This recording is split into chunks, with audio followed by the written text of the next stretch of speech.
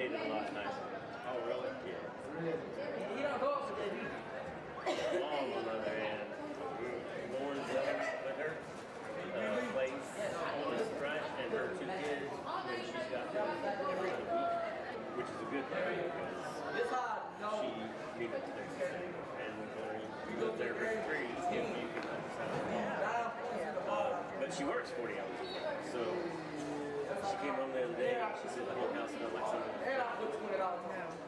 Mom had made some sugar water for her hummingbird feeders. Got it hot, so it was all forgot that it was on the stove. And she took the pan, dumped out the rusty whatever next to the garage out back. Brought back the pan inside. When Laura got home an hour later, she didn't know where it smelled. Yeah, so we were on a group text with our siblings and Laura now. And she's like, maybe we should install cameras. Yeah. Hey, y'all turn up the music, please. We gotta figure something out. We're looking at getting like a sitter or something. Come by a couple hours a day, you know, just to keep them busy. There's a couple of churches and... I should let them go and watch them float away. I'm scared if I do, then they'll be more afraid. Tell them how I feel, but they don't want to change. Tell them how I feel, but they remain the same. It's been that way for loosen up my grip, they say that's not okay. It's been going on for years. It's just when you don't see her for a while, maybe person to person, you talk to her on the phone. It's tough. We took away her phone. That was another fantastic song here on Game Time. The product of that is the Good Things and Championship. It's the development of lifetime values and respect for the game. Please join us in showing your good sportsmanship and respect for those who play, coach, and officiate these events, and help those lessons extend beyond this game and into the classrooms and their daily lives. Time for more great tunes here on Game Time. We towed it down to the end of the street. He started it, and she went it off, and then his house overstayed. So she complained for a while when she saw her car out stuck here. Went to the doctor and said, Cindy, they said, sort of a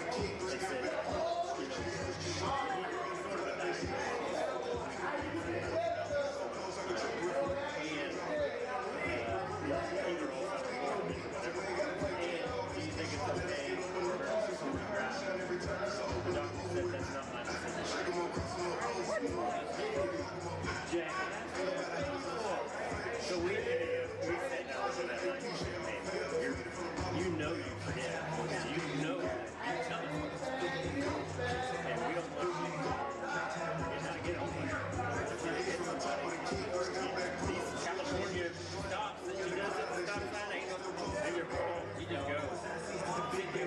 Put that red around. Like, snap. Mom did the same thing. Mom got into an accident. She was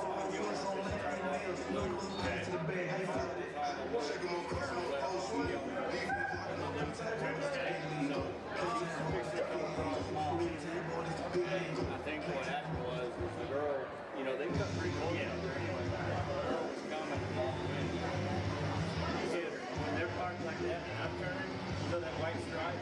They're not on that white stripe, I miss them about that much. I do it just to freak them out. I hate it when they do. Luckily, Mom had this brush water. Yeah, so it didn't hurt. Yeah.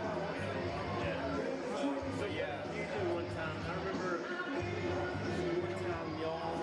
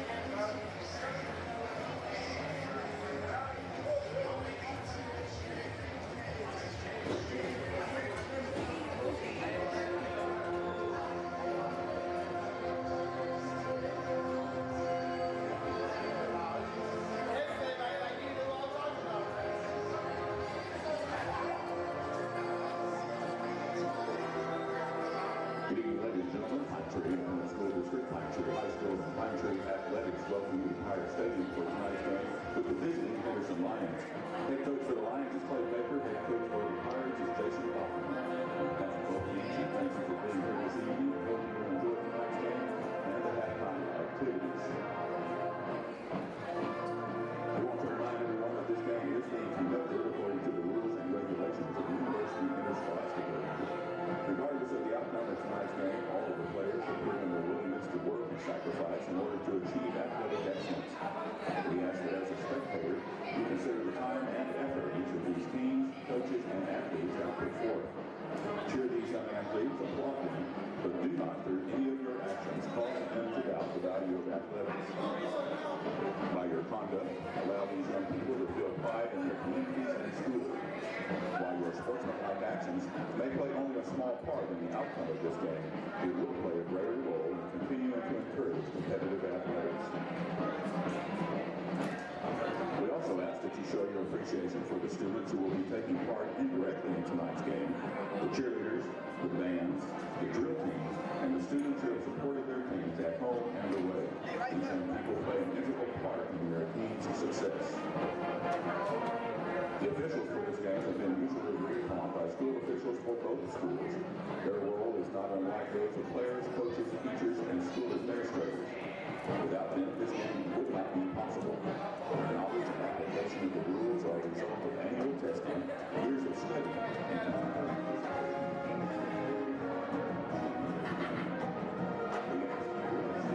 Parents, and citizens demonstrate the kind of respect for these officials you would extend to any dedicated person in a position of responsibility.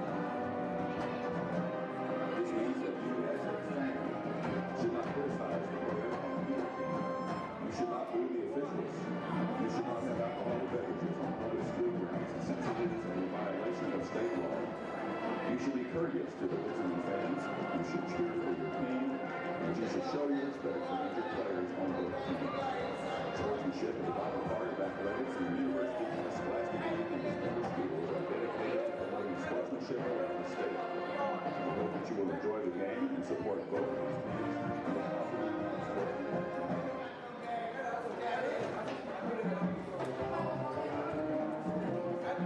All fans also, please understand that we have a no re-entry policy here at Pine Tree Stadium. If you do have to go outside the gates for any reason after you enter, you will need to purchase another ticket to re-enter the facilities.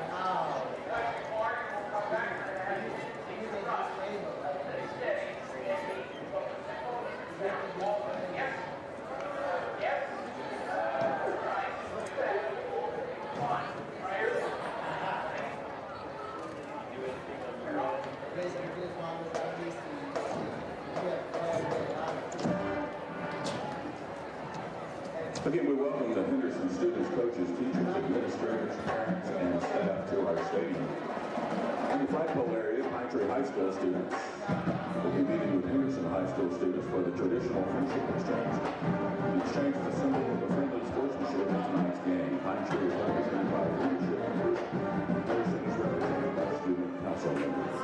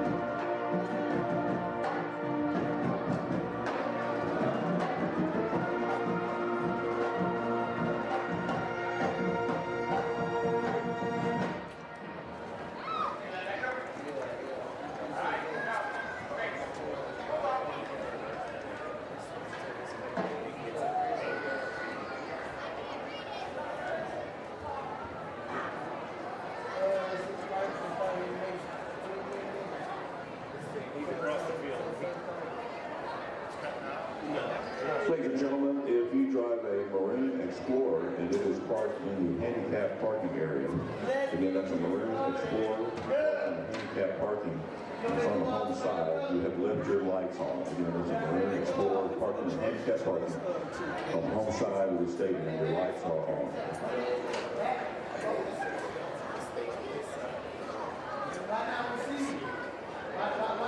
Oh, yeah, it is. I didn't see. You're right. I got you. Right there. Maybe get Also, fans may have a Ford F-150 in the parking lot. On the home side, license plate GVT 9786. Again, it's an F-150 GVT 9786. Your alarm is going off. We have the mini at our place. They figured out things. Yeah, that they can sit like, we got.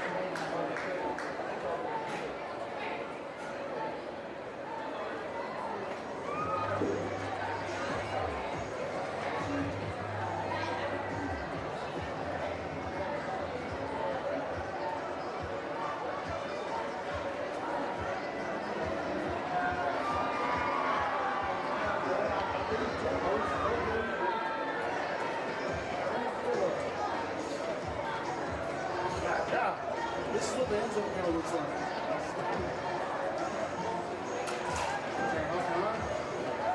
Oh, good. I have no clue. This camera died. I plugged in there.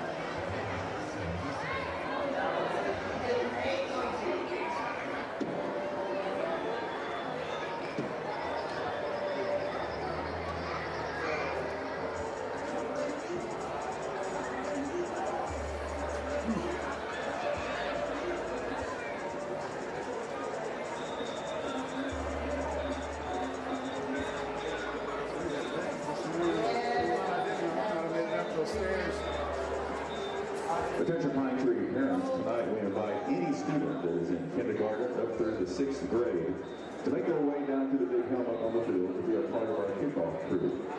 Please chaperone your young students down to the school board end of the stands and the stairs leading to the field.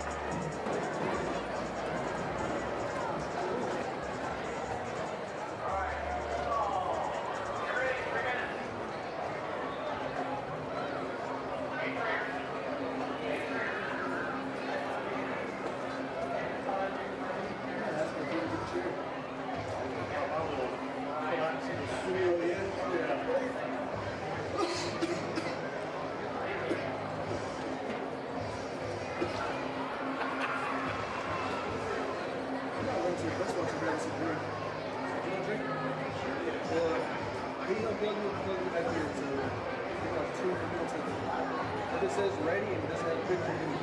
Appreciate you. What kind of drink you want? Oh, water's good.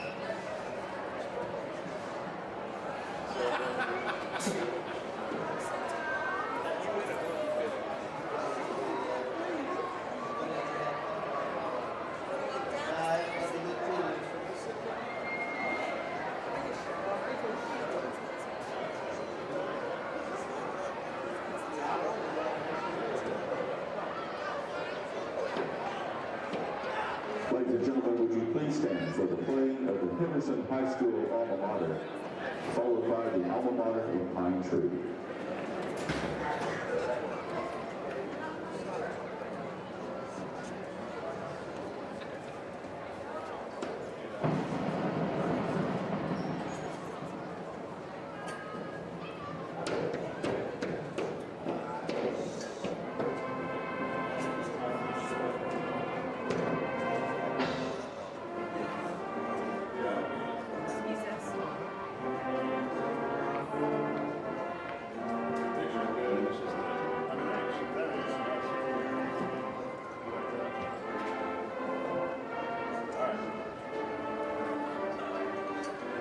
Still walking?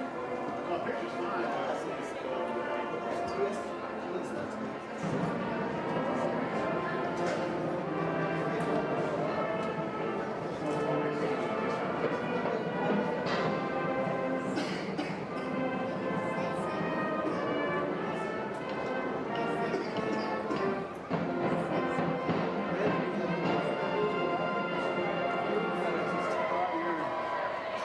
There was that one point where legs were going down. Come up and down the bleacher.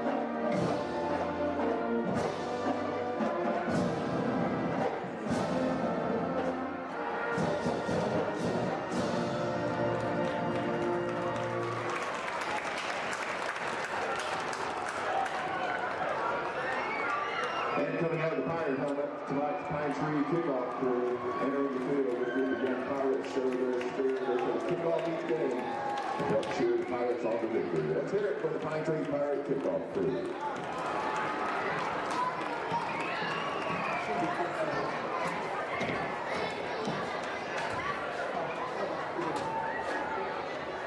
Are we good?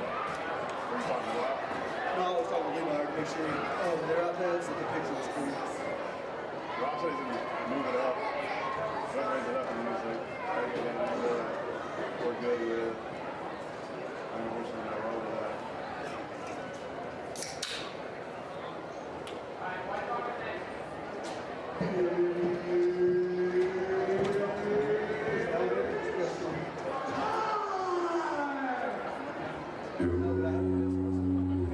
I just missed.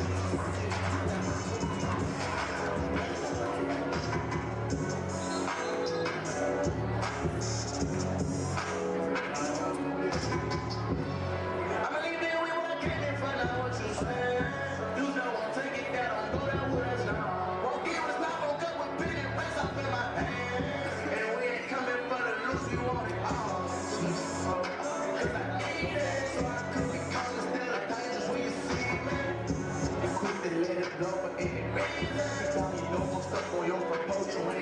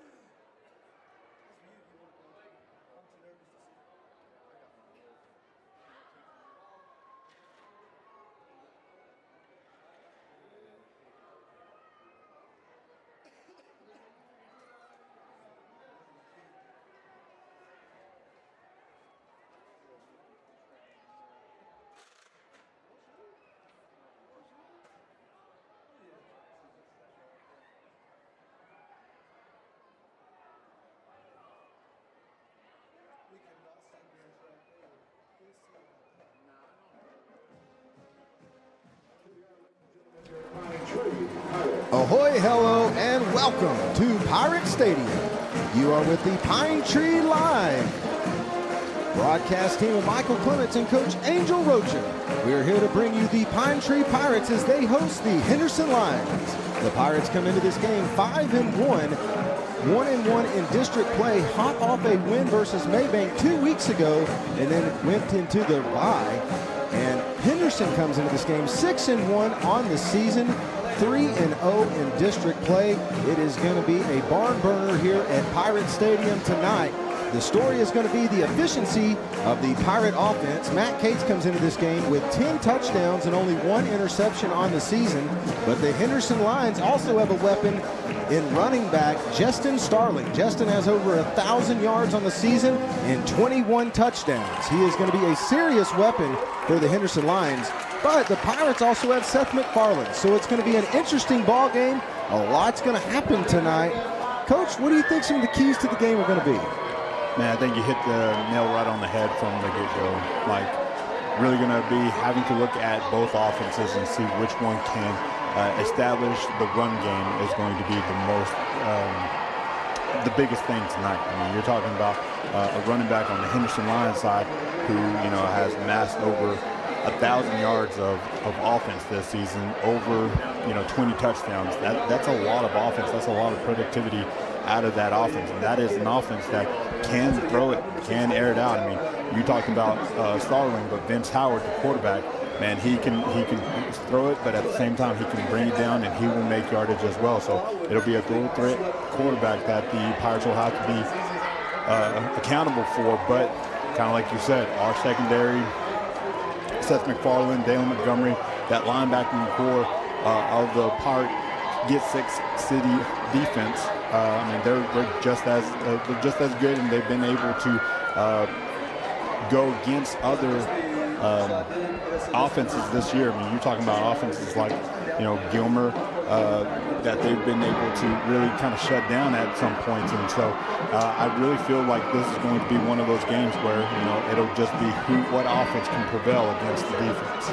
Would like to say thank you to ABC Auto Parts for sponsoring the pregame show and Vera Bank for sponsoring our broadcast this season. Yes, sir. Coach, I think Henderson is going to be one of those teams. It's a tale of two teams for them, because last week against Maybank, a team that the Pirates beat 38-6 on the road 2 weeks ago, and maybe the Henderson Lions were looking a little bit ahead. But Henderson last week they barely scraped by, 14-10 Maybank, and that was on a last-minute touchdown by Starling. Yeah, no doubt. And I think with Maybank actually their plan of really milking the clock, gaining and winning the possession, the ball possession. I think that really went into effect, and their plan was able to do that against the Lions, not so much really against the Pirates. I mean, they got behind really fast against the Pirates and they couldn't recover.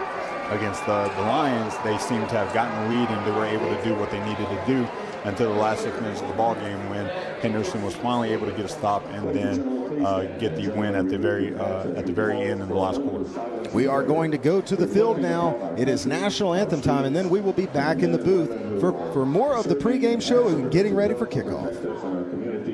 And around the world. And also tonight, we recognize that the fight against breast cancer is not just a cause, but a call to action. Let us unite as a community, not only to remember those who have faced this battle, but also to rally behind those who are in the midst of it now. The pink displayed in the stadium represents a much greater opponent than the red, blue, and gold that are facing off tonight.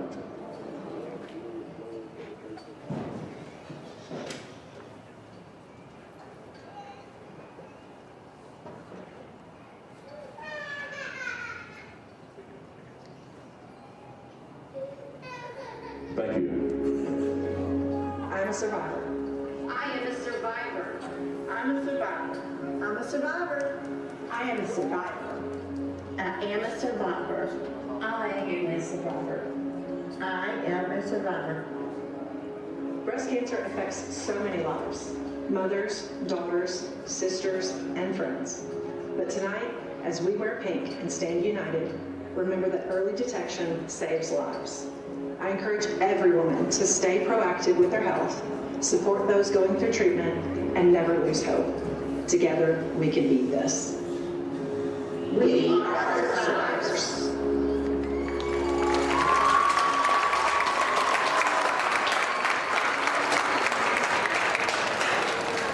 Please remain standing for our national anthem performed tonight by the Pine Tree High School Band under the direction of Mr. Mark Perry.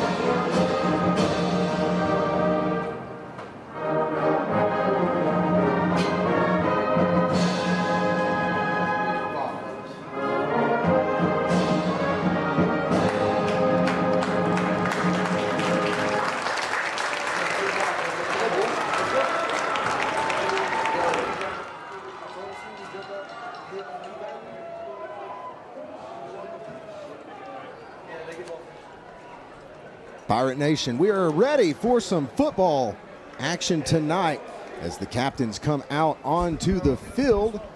We remind you the Pirates come into this ball game 5-1, Henderson Lions 6-1, 3-0 in district play, Pirates 1-1 in district play. Henderson did beat Kilgore. They were up 3 scores on them 2 weeks ago. They were up 21-0 and then ended up being a nail biter at the end. The Pirates had a little bit of a tough game against the Bulldogs, but able to get by Maybank 2 weeks ago, 38-6. And now the captains are coming onto the field. Coach, who's out there for the Pirates? Yeah, you're looking at number 4, MJ Cates, number 8, Keyshawn Bowie, number 76, Peyton Davis, number 7, Tidarian Peters, number 18, Seth McFarland, and then number 10, Jordan Taylor for the Pirates. So those are your captains for the Pirates this evening.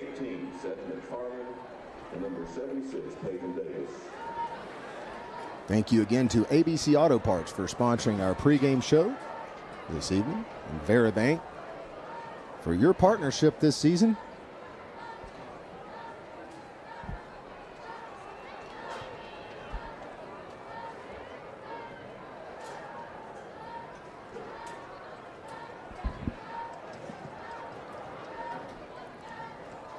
So it looks like they're telling stories out there at the 50-yard line. It always seems like it goes much faster, Coach, and now we're just sitting here hanging out. I will say this, Mike. It's good to be home. I mean, it's good to be home. So the Pirates did win the toss.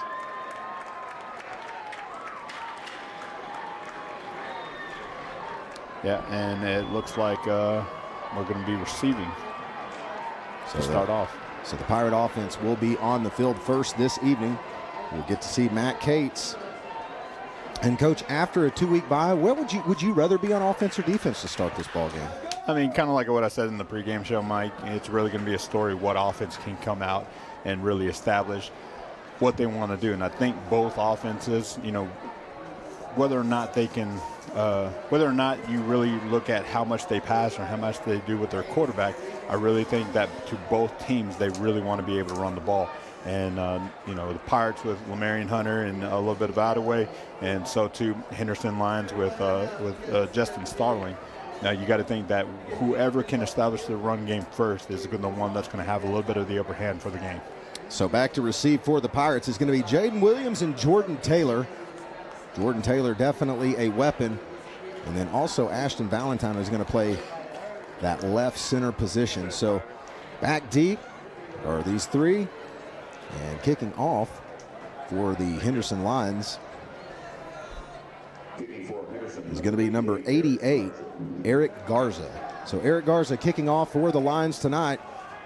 It's Friday here at Pirate Stadium, and we're ready to kick this game off after 2 weeks. It's time to play some football. Here we go. And a little bit of trickery early on from the Lions. They reset, and now here we go. Ready for some football at Pirate Stadium. It's going to be a pooch kick to the right side. We are going to get a return. That's Valentine, and he's got a seam on this right side of the field. Pirates built a nice wall, and he's going to have it out to the line, 40-yard line. So great return for the Pirates to start this game by Valentine. Yeah, a nice attempt by Garza trying to get the ball high in the air to allow the coverage team to get down there, but even better job by Valentine to understand where his wall was going to be set, get to the edge, and really put this offense in a really good position to start the game. Pirates come out onto the field. They are in their black unis with white pants and a black helmet. Henderson in all white jerseys and a blue helmet going right to left on your screen. So the Pirates, Matt Cates in shotgun formation. He is going to have his starting running back in the backfield, Lamarian Hunter.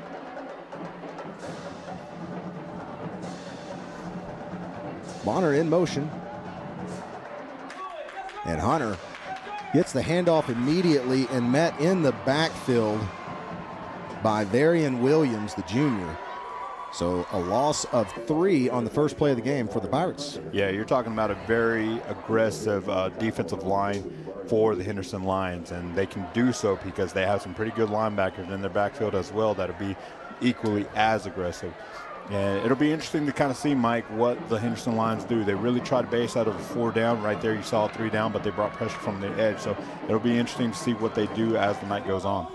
2nd down and 13 for Cates.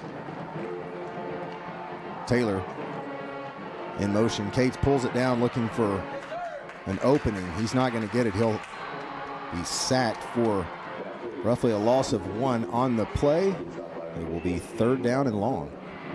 Yeah, it kind of almost looked like a little bit of a broken play. It almost looked like Lamarian was thinking he was supposed to get the handoff, and because MJ brought it down really quick, puts them in a 3rd down and long, very long situation to where, you know, at this point in the game and where they are right now on the field, you might be looking to punt if you can't get anything on this play right here.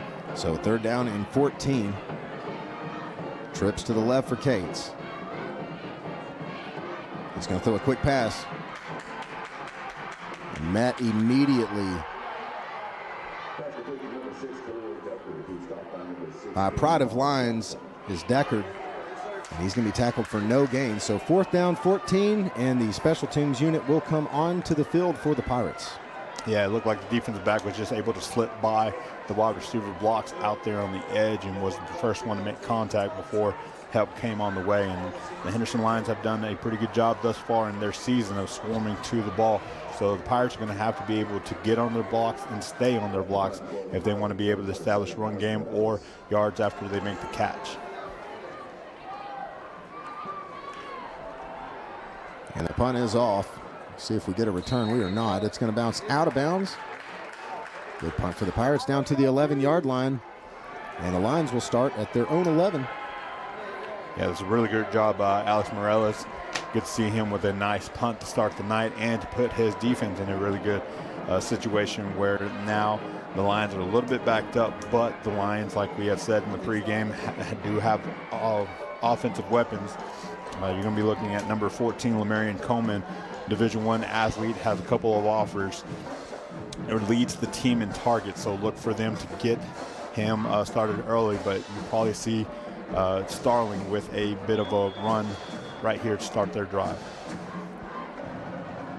And as coach, as you said, it's going to be a run to Starling to start this ball game. But Profit and company are right there to make the stop. It'll be no gain on the play, 2nd down and 10. Love to see it. I'd love to see Profit right there. And like I said, it'll be who can establish the run game. And against Profit Hishell right there in the middle, that'll be a tough task for the Henderson Lions. That's going to be probably a big job tonight for the Pirates, is plugging those holes, not allowing the Lions to get anything going on the ground. We see another run, and this one's going to be a gain of 5 yards, so it'll be 3rd down and 5. Yeah, it's interesting to see. I mean, both offense kind of 2 runs to start their drives, and now you're seeing a little bit of a squish right here with Peyton Davis coming into the game, Profit coming out, and so kind of a passing situation, passing package for the Pirates. Let's see what they do against the Lions. Spread offense for the Lions, and it is going to be complete. And right at the marker on the reception is Amari Murphy. And it looks like he's going to pick up the 1st down. So 1st down for the Lions. Yeah, just got a little bit by the sophomore Boston Johnson right there and was able to slip by, make a couple of extra yards to get the 1st down. Otherwise, they did have him down for the 4th down. But unluckily for the Pirates, they get the 1st down and they get to extend their drive. And Murphy came into this game with 200 yards receiving on the season. Not the leading receiver, though. Coleman's the leading receiver for the Lions. And on that reception is Jones. Yeah, Vince Howard, he can, like I said at the beginning of in the pregame show, he can sling it. He can also take the ball down, and he can make something happen with his feet as well when things break down. Right now, you've seen him just take what the defense is giving him and giving a lot of the underneath stuff, but he can throw it long, especially to his receivers. And looking for an edge is Sterling. And he'll pick up the 1st down as he crosses over the 40 out to the 43-yard line. Yeah, be interesting to see what Coach Hampton tries to do with the defense to try to get Henderson off of their mark. Right now, they're kind of getting into a little bit of a rhythm. 2 first downs right there back to back. It'll be interesting to kind of see how the Pirates are able to counter this and kind of slow them down. 1st down and 10, Lions. Pistol formation. And off to Starling. And he makes it to midfield. 2nd down and 3. Yeah, right there. The answer was to blitz Keyshawn, and he blitzed himself right out of the play right there. Shot one A gap, and the running back kind of went into the other A gap. So I like to see the aggressiveness from Coach Hampton and trying to figure out how can he slow down this run game from the Lions. And Howard passes. And Lions are going to pick up the 1st down as they cross over into Pirate territory. Great job by Seth McFarland. That probably could have done a little bit more damage. They did have the block set, but Seth was able to slip by the wall and get there and slow him down and even come down for half a tackle. So good job by the senior linebacker and the U of H commit. So, Coach, I think he's going to be a big piece of this ball game for the night for the Pirate defense. Really, how well he plays is going to dictate how well this defense is going to be able to control the lines as Howard goes deep, and he's going to throw a pick. And right there to intercept it is yours truly, Khalil Deckard. I believe that maybe his fifth interception of the season. I think you're right. I think it's his 5th interception. He had 2 versus Dallas Carter. He had 1, I believe, against Kilgore, and then 1 against Maybank. So, yeah, I think that's number 5 for him, and he is a ball hawk. I'm really not sure where Vince Howard was trying to throw it. It almost looked like he was looking up the seam, but his receiver wasn't there at all, and he threw it almost straight to Khalil. So good job by the Pirates and able to come up with a stop right there as the Henderson Lions looked to have been picking up steam on that drive. So huge play for Khalil Deckard. He has just been a ball hawking safety this year, all over the field, playing very well. And so Matt Cates will get his 2nd attempt at this line defense at their own 20-yard line. Here come the Pirates, looking to get something going after not much happening on that first possession of the game. Oh, and Cates is going to give it right back to the Lions. On that interception is Anthony Newman, the senior. And so now Pirate offense will come off the field and line offense will come back onto the field. Man, and I love what we were trying to do, and it just a little bit off on the timing.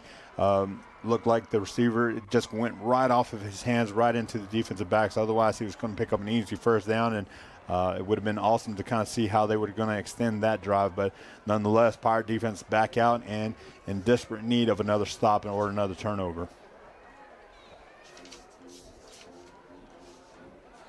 So Pirates were gifted an interception and gifted it right back to the Lions. So now Lions in business at the 30-yard line, and it is a missed snap, and he can't get on top of it. Pirates trying to get there, not able to, though. Howard gets back on top of it, but not before a loss of 5 yards. So it'll be 2nd down and long. A little bit of sloppy play these last 3 plays, Coach. Not exactly where the Lions want to be on 2nd down. Like I said, the very run-heavy kind of offense. I mean, you're talking about in the last couple of games that they've played, I mean, you're talking about 72% to the run. So definitely a run-first type of offense. And when you get behind the sticks like this, Mike, makes it kind of hard for you to call a run play. So 3 out of 4 plays for this line offense are runs. But back to the air is Howard. And he does sneak that one in right by McFarland to his receiver, Jordan Irvin. So 1st down, Lions. Actually, no, it's going to be about a yard short, so it will be 3rd down after the loss on 1st down. So 3rd down and 2, big 3rd down here for the Pirates. Yeah, you see Coach Hampton kind of switching in and out, Tydarian and Profit really thinking they're going to run the ball with Justin on this play. 2 backs in the backfield. Let's see what they do. And it's going to be a free play for the Lions, and they're going to go to the end zone with it. Nothing happening. Coach, I don't see a flag on the field, though. So it was not a free play, and it's going to be 4th down and 2. It looked like the Pirates may have crept into the neutral zone before the start of that play, but no flag. And Buck Nation, we don't care about that. That's a good thing. So it's going to be 4th down and 2. Lions and Howard are going to keep the offense on the field. Pirates need good discipline right here. Just because they didn't get it on that one doesn't mean they won't try the same thing again. And there they go. And that time he gets back, and there is going to be a flag. So Henderson coach Clay Baker electing to go for it there. They draw the Pirates off on the hard count, but we'll see which direction this goes. Sometimes this can go against the offense. As they talk it over.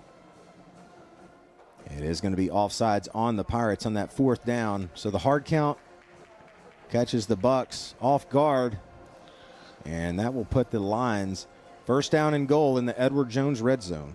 A little makeup on that call, because right there I really think it went out against the offense, but so too I thought the first call was a little miss. So you win some, you lose some. Pirates have to buckle down and keep the Lions out of the end zone.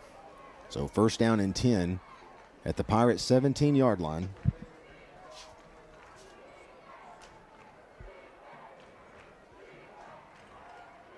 And it's a handoff to Starling. He cuts back left.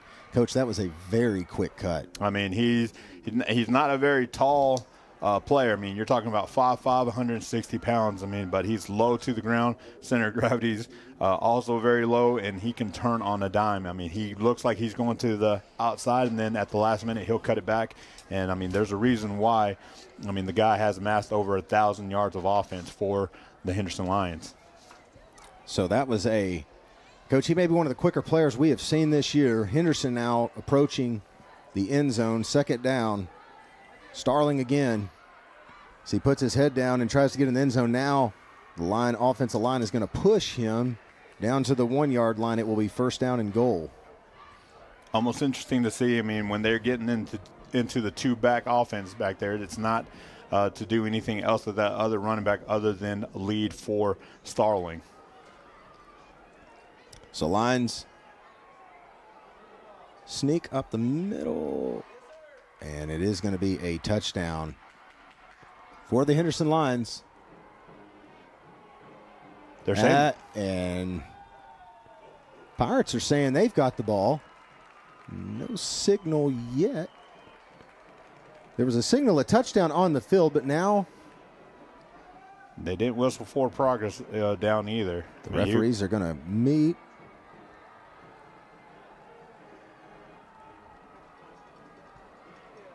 As we await the call, we'd like to thank all of our sponsors this season.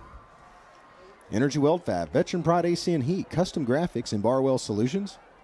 Thank you for your support of Pirate football. And, Coach, if 4 couldn't solve it, we're going to bring in another ref. And another. So, deep conversation, a little powwow going on the field. We'll see if this goes the Bucs' direction. The Lions were at the 1 yard line, tried a sneak. It looked like they did get into the end zone, but the Pirates came out with the ball and were cheering as if they got a fumble recovery. Of course, in high school football, there's no instant replay yet.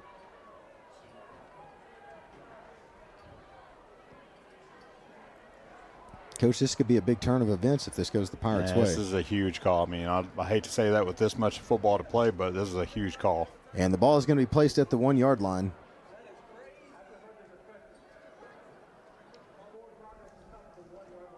So forward progress was stopped at the yard line. So still a big play per the Pirates, but not quite the big play that they had anticipated. So now off the bench, the defense will have to come back onto the field. Man, a fumble there would have been very nice. Been huge. And right now, you know, bend not break defense needs to really come out in this kind of deal. Would have loved the turnover, but you still have a chance on this next play to get that turnover. So it'll be second down and goal from the 1 yard line.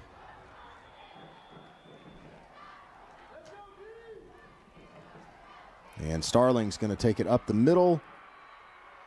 And here comes a flag. No signal for touchdown. It looks like he's down at the 1 once again, maybe even like the half-yard line. But there's a flag. This could be a big call if this is a hold.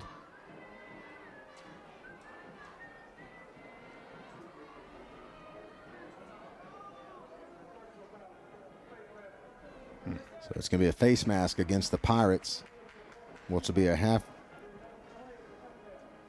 Call on the field is a touchdown for the Lions. So Lions able to get into the end zone right there, Starling. And on to kick the extra point for the Lions is number 87, Ivan Navarro. And it is good. So Henderson Lions on top 7-0 here at Pirate Stadium. When we come back, more Pirate football.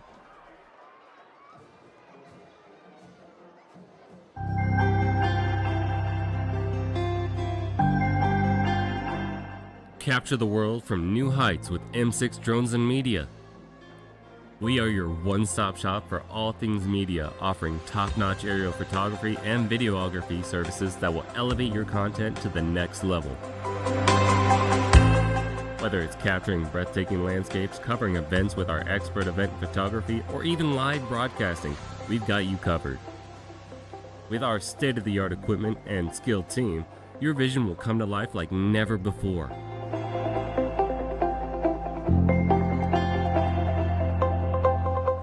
Let us take your storytelling to new heights. Welcome back, Pirate Nation, to Pirate Stadium. There was a face mask call on the touchdown by Starling. Starling's number 22, his 22nd touchdown on the season. But there was a personal foul face mask on the Pirates, so Henderson will kick off from the Pirate 45.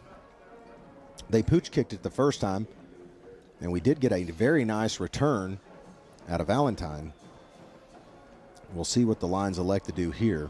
From here, the best bet is always to go for an onside kick. You're playing with house money at this point, so wouldn't be surprised to see Henderson go for the onside.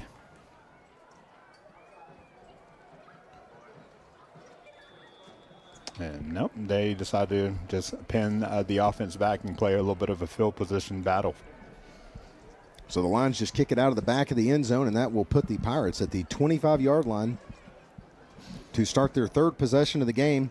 Their first possession of the game, they lost 4 yards and had to punt. On the second possession of the game, after the Deckard interception, Cates gave it right back on an interception. And so now we'll see the Pirates come out, maybe just knocking a little rust off after the bye week. It's expected. So you better knock that rust off, though, quick, because the Henderson Lions are up 7-0. Cates, 2 receivers, left and right. Double tight end set for the Pirates. And Hunter with the handoff. He's got a hole. He's picked up the first at the 40, out to midfield. And he'll be taken down at the 50-yard line. Gain of 20 on the play for Hunter. Exactly what the Pirates needed to see is the chains move and for Hunter to get started. And right there, Lamarian Hunter introduced himself to the Lions defense right there, and what an introduction as he picked up a lot of yardage and flipped the field real quickly for the Pirates. Excuse me, it's a gain of 25 on the play as it puts the Pirates at midfield, trying to cross over into line territory for the second time this evening. First down and 10. Hunter, who is out for a couple of games, we welcome him back. He is a very good running back, had a strong start to the season. And here he goes again. Gain of 1 on the play. It'll be second down and 9. Yeah, fullback kind of just accidentally missed the linebacker that was filling in the gap right there. Could have dug him out and allowed Hunter to get a couple more yards. Nonetheless, 1 yard gain is still a good gain for the Pirates as Hunter gives way to Dalen Montgomery coming into the game. And got a good feeling about this drive for the Pirates. A little bit in a rhythm, out of the shadow of your end zone, looking to tie this game up. Second down and 9. So we cross the 3-minute mark in the first quarter.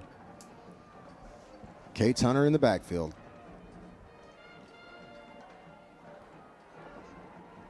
Good penetration from that defensive line as they get into the backfield, but pretty good pickup by Hunter on that play of 4 yards. It'll be a manageable third down and 5.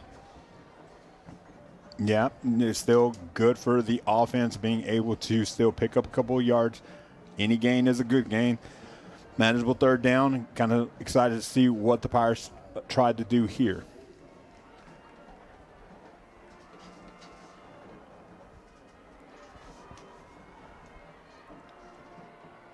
Third down and 5 at the line, 45-yard line.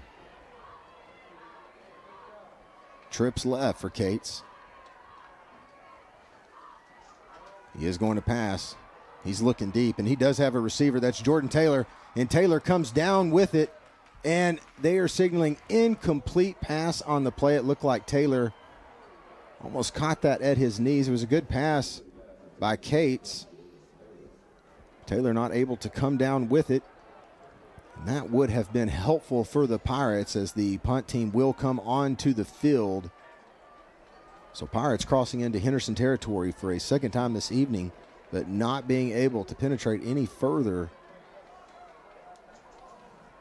It's a good sign for the Pirate offense, though. Jordan Taylor definitely had his coverage beat.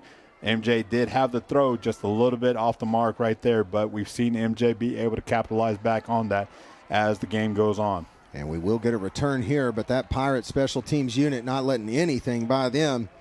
So Newman not able to go anywhere. He's going to be tackled at the 9-yard line of the Lions.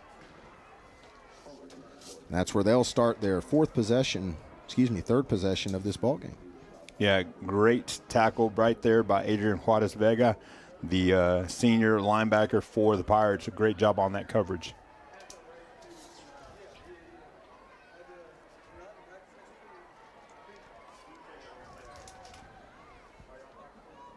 So first down 10 from their own 9-yard line. The Lions will come onto the field.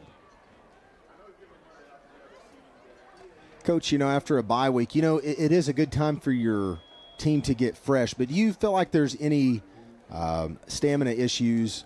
Do you feel like you're at that point of the season where you're used to running and having to play football?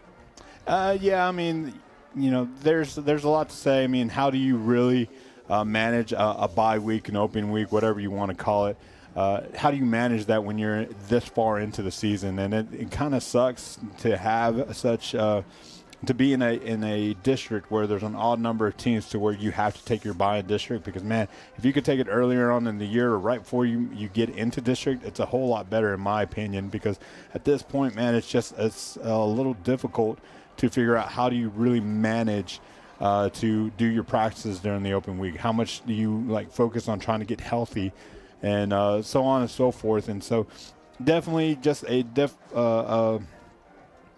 a matter of what do you want to really get out of your open week. And there's a little bit of a sign of rust to the Pirates tonight, but not to fret and not to panic or anything. It's still very early. It's first quarter, 7-0, still a manageable game against the guys that are leading this district. So Lions able to pick up a first down. That is going to be behind the line of scrimmage, but Starling's able to get it. No, it looks like the Pirates are going to come down with the ball. We'll wait for a signal. And it is first down, Pirates. So big fumble recovery for the Pirates on that play. It was a backwards pass. And we'll see who came down with that. It looks like it was that 14, Coach? I think it was Boston. Yes, number 14. Came up with the ball. That's Boston Johnson, the sophomore. So great play, big play for the sophomore. And now the Pirates are going to be in business as they take over at the 17-yard line of the Lions in the Edward Jones red zone. Well, I was talking about rust. I think he knocked the rust off right there, and what a time to do it. And now the Pirates are in prime position in the first quarter with 28 seconds left here in the first to be able to tie this game back up. So Cate's going to go right to the air. He rolls out, and he's going to have to get rid of this one, Coach. And he throws it to the end zone and almost hits Taylor as he throws back across the field. That was a creative play. Yeah, second down. I think that's one of those backyard plays hey, get to this spot and I'm going to throw it to you. And almost a completion for MJ with 22 seconds left to go here in the first quarter. And really smart by him, not taking a sack. You really don't want to get yourself out of a position where you can try to get a field goal if nothing goes your way in these next three plays. Coach, I like that aggressive call by Bachman to go straight for the end zone right after the fumble and try to deliver a blow. But it will be second down and 10 at the 17-yard line of Henderson. Cates puts Taylor in motion. They're going to fake the handoff to him, and Hunter has little room in front of him and a big stiff arm. So he takes it out to the 5-yard line. I tell you what, right there, the Henderson Lions were trying to bring him down. That was Braylon Walker, the sophomore, and Hunter just let him know who he was with that left hand and was able to pick up a few extra yards, and it's going to be first down and goal at the 6-yard line for Cates and company. If you're a fan of old school football, that's the game for you, because we have two running backs that are putting on quite the display in this game. They're being able to just run the ball, find gaps, and really turn some heads while doing it. So there is going to be a timeout on the field, and we will take a timeout here in the booth. When we come back, it'll be first down and goal, Pirates. All across East Texas and around the world, former Kilgore College students are working hard for their best life. They're building a brighter future. They're moving in the right direction. They're in powerful positions. And they're superheroes protecting and serving. If you're ready to work for your best life, put Kilgore College to work for you. Welcome back to Pirate Stadium after the media timeout. Shotgun formation, Cates. First down and goal at the 6-yard line. Hunter handoff. Right side. And he'll take it down to the 1-yard line. There is a flag on the field.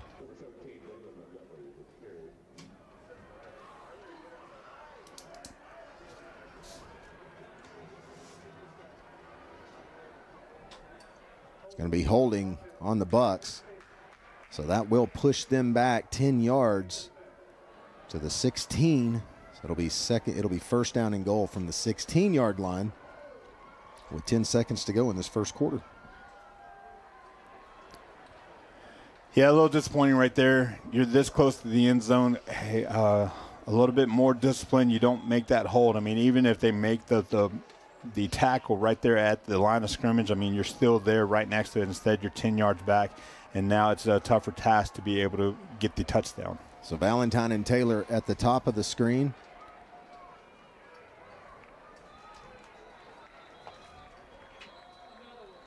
It looked like Williams had his man beat, but a flag thrown. And it's going to be a Texas Semi-Trailers timeout for the Henderson Lions, their first charged timeout of this first half. And we will take a break as well when we come back. First down and goal, Pirates.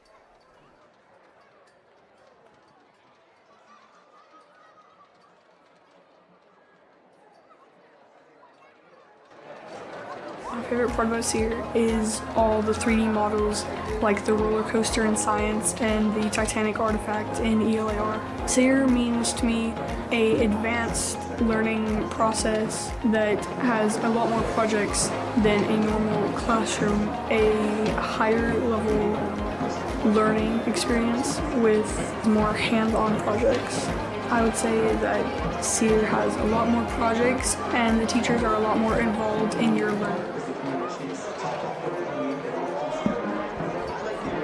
It's going to be first down and goal for the Pirates. After the timeout by the Lions, they wanted to reassess what they had on the field.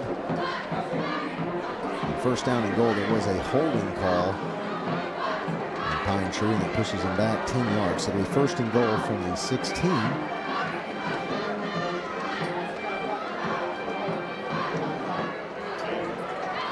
And they will come back out in the same formation they were in before the timeout. Williams at the bottom of your screen.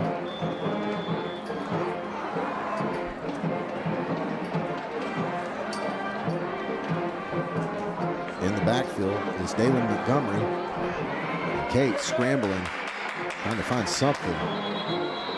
He's going to be taken down for a 3-yard loss. And that is how our first quarter is going to end here at Pirate Stadium. It's 7-0 Henderson Lions, but the Pirates will have second and goal at the 20-yard line when we come back for the start of the second quarter.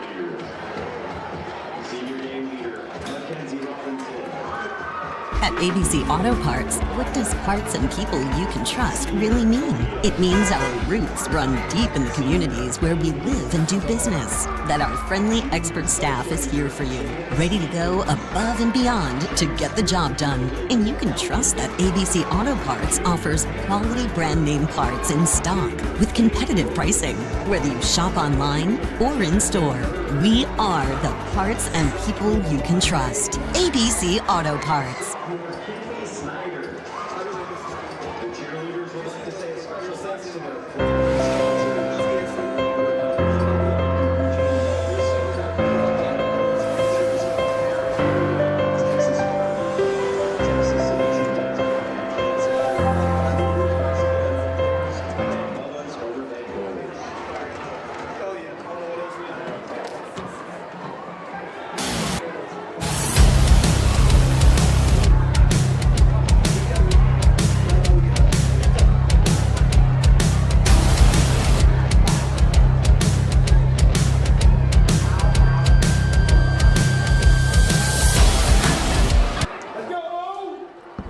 Back for the start of the second quarter. MJ Cates, second and goal, 20-yard line. He's going to go to the air. And he's going to throw a one-hopper to his receiver, Jordan Taylor. It'll be 3rd down and goal. Yeah, just a little short, and almost looked like MJ couldn't fully step into that throw, bringing up this 3rd down situation. Kind of a passing down, but I mean, if you run the ball here, it's really not a bad call either, as long as you can try to center this up. Maybe a Julian Ibarra 30-ish yard field goal from right here.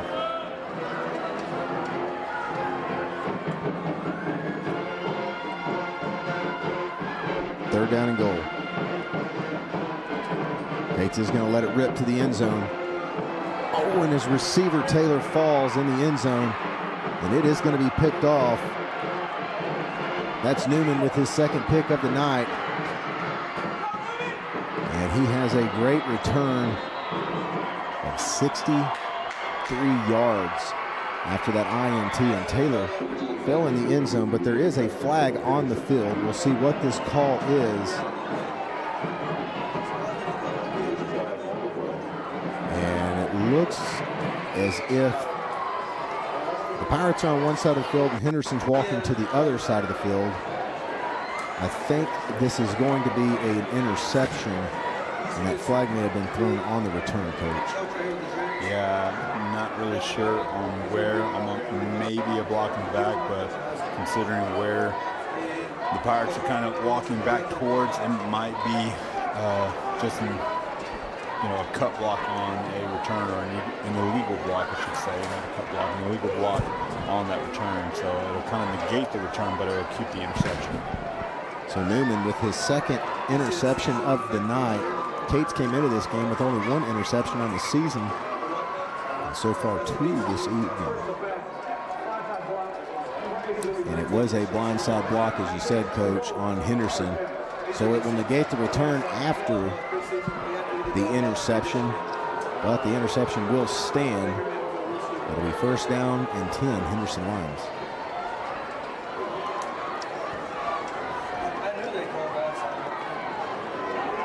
Definitely not the spot that the Pirates wanted to be in, but again, with that penalty, puts the Henderson Lions in the shadow of their own end zone. 2 running backfield right now. They do it to run into to the side of the wide area of the field, and that'll be a free play for the Lions, as it looked like the defensive tackle, Travion Rougeley, kind of jumped the gun right there. So Anthony Anderson is going to come up with an interception on that play, but it looks like it's going to be coming back. And he did get, he is going to get called for the offsides, but at the same time, it's a heads-up play by him by continuing the play. I mean, not just stopping and saying, oh, I jumped offsides. Continued to play, really didn't let the quarterback really get into that throw. So heads up by him, but also not heads up by him by getting offsides. I mean, the Lions have shown that they're going to freeze the defensive line to try to negate their rushing, the rushing attack that they have on that defensive line.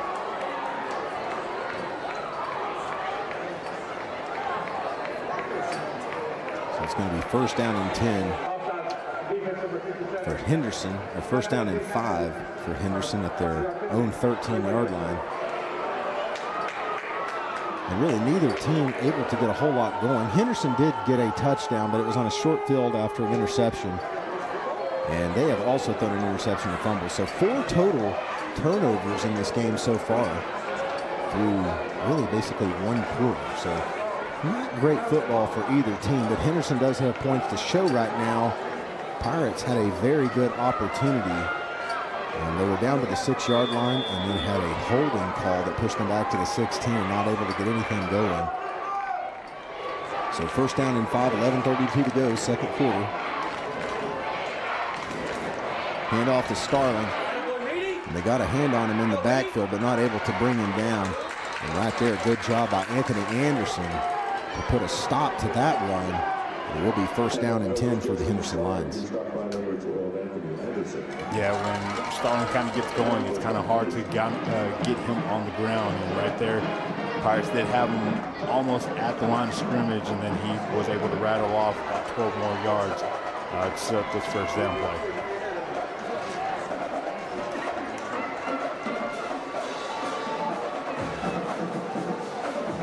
Howard takes the snap. Goes out to his left side and he hands it off to Starling. I love the call by Coach Hampton. Really keen on number 5 in the backfield for the Lions. That's number 5, Jordan Irvin. Kind of knowing like they have number 5 and number 2 in the backfield. Number 2 being Starling. They're not going to give it to number 5. They're going to give it to number 2. So blitz the side with Irvin and make them do something different. And that's exactly what he did right there. 2nd down and 9. Howard throws, and he throws a pick, and this one is on his way. That's Khalil Deckard, and he's going to take it to the end zone for a PDQ America PTTD Pine Tree touchdown. You think somebody did some homework on that? He looked like he just appeared right there, knew exactly where they were going. And we saw that early in the first quarter, Mike, that they were taking the short stuff. Khalil said, no, I'm not going to let you take it anymore. Let's go. That's exactly what the Pirates needed to get going in this game. Khalil Deckard with his 2nd pick of the night. That man is on fire and on to kick the extra point now. Should be Julian Ibarra. It's going to be Ibarra, the left-footed kicker, and it's straight down Pirate Drive. It's going to be 7-7 here at Pirate Stadium. We come back, kickoff back to Henderson.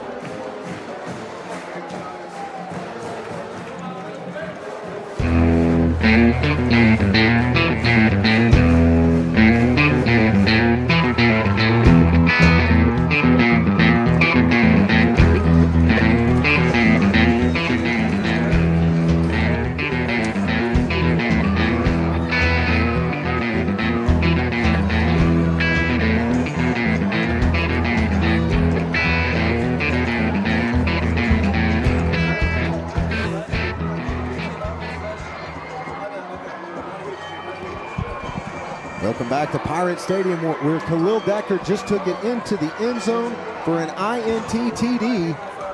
And Pirates have hit the equalizer to make it 7-7 in this ballgame. A little bit of everything in the game already, Mike. I mean, you got turnovers, you have flags, you have touchdowns, you have interceptions galore. I mean, you're talking about Anthony Newman for the Lions and Pine Tree's very own Khalil Deckard with an interception frenzy going on, not letting one up the other. And man, what a game we have on our hands tonight, and you wouldn't expect anything less, Mike, in the District of Doom. So the Pirates kicking back off to Henderson after the interception, return for a touchdown by Deckard. And we will get a return, but big hit by the Pirates. And on the tackle was Adrian Juarez Vega. He's a coverage machine. If there's a special teams player award, that man is in a prime position to make his case for it in this game right now. So we appreciate East Texas Preferred Properties for their support of kickoffs this season for the Pirates. We also appreciate the Longview Chamber of Commerce, Marketing with April, ABC Auto Parts, Energy Wealth App, Veteran Pride AC and Heat, Custom Graphics, and Barwell Solutions. Thank you for your support of Pirate football this season. 7-7 at Pirate Stadium. We got 10:24 to go, second quarter. It feels like we're already in the third, but we're just getting started. First down and 10 Lions. We'll see if they go back to the air again. It's going to be a run up the middle with their star running back. It'll be 2nd down. Yeah, one thing we haven't made mention, and I'm pretty sure Pirate Nation can kind of see it on their screen right now, the Henderson Lions offensive line is kind of massive. I mean, and they're kind of opening up some gaps for their running back, and the Pirates are doing a great job of filling up those holes and making sure that Dalen Montgomery and Seth McFarland can fill up those gaps. So a good read option ran by Howard. Starling takes a lick in the backfield, but he pulls it out just in time. And he's going to have that out for a nice gain on the play. Close to midfield. He'll be taken down at the 46-yard line. So it's going to be 1st down and 10 Henderson. That's the first time we've seen Howard run tonight. Yeah, definitely. I mean, but, you know, if you've kind of seen the games before this, I mean, Vince Howard is no stranger to pulling the ball down and running himself. I mean, a lot of people kind of forget that when they see the stats of Starling, but Howard can run it as well. So this time Starling does get the ball, and he bobbles it. Getting a hand in there was Peyton Davis. and he popped the ball out. It popped up, but Starling was able just to put his hand right back on it, pull it back in. Coach, that was almost another big turnover. Yeah, and actually that was number 14, Lamarian Coleman, on that carry. He kind of gets in the backfield, and they try to get him the ball in some creative ways as well. Second down for the Lions as they are now in Pirate territory.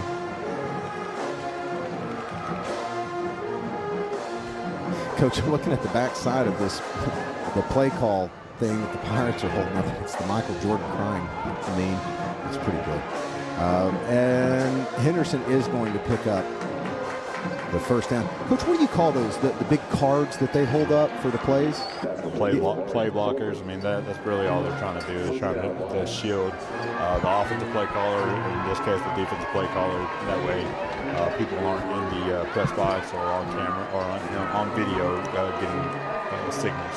Okay, so as long as Michigan's not here trying to get the plays of the Pirates. Houston Astros, I mean, take your choice. First down and 10. Henderson. Pirates had that plugged up, and there is Starling. He finds a hole, he finds a way, and he's going to pick up the gain. He is just so hard to bring down. It's going to be second down and 2, Lions. Yeah, Pirates are finding a little bit of trouble coming to balance, getting in front of them, breaking them down, and trying to make a sure-handed tackle. I mean, he is a feat to be had in open space. The Pirates are doing a pretty good job. They need to do a better job of corralling him a little bit faster.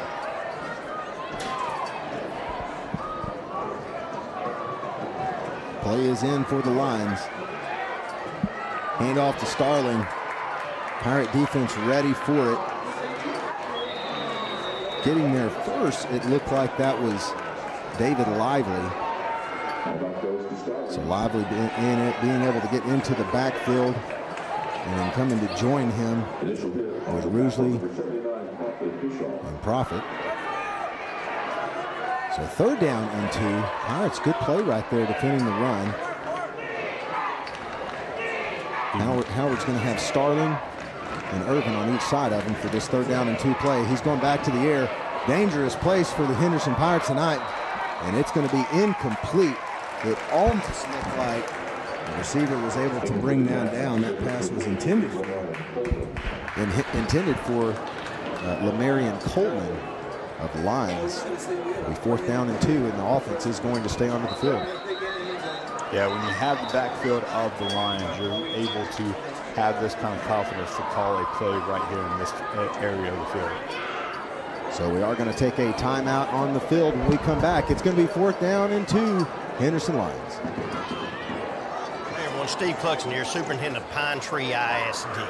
Pine Tree, we believe every kid that walks through our doors deserves a right to go out and pursue the American dream.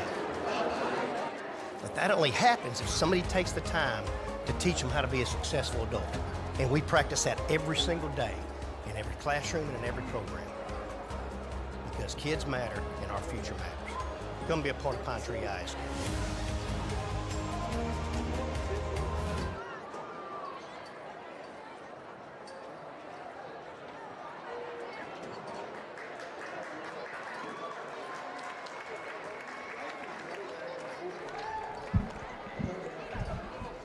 So we are back live at Pirate Stadium on a beautiful Friday evening. The moon it's hanging right over the 50-yard line. It is a gorgeous night in Longview, Texas. A cool night. It's 58 degrees. You see the hoodies out. If you wore shorts to school today and you came to the stadium, you're probably a little chilly in your seat on the bleachers.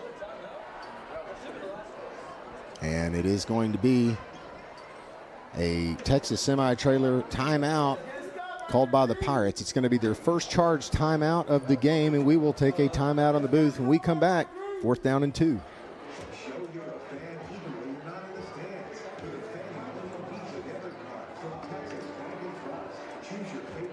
How many of you have read a review before you went to eat at a restaurant or stayed at a hotel, right? Looking at your listings, they start kind of seeing what's out there, educating themselves on your social media. Is your business fit their niche? You know, some people, but keep your business page as consumer based.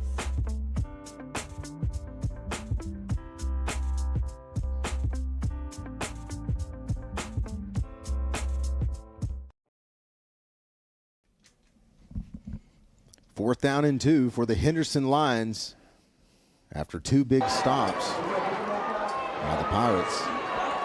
Pirates need to look out for the freeze call, but also need to look out for Vince Howard keeping this. Everybody's probably keying on Starling right now. Coach, and that hard count. They were able to get the Pirates offside earlier on a hard count, but there's going to be a stop and play again before this one can get going.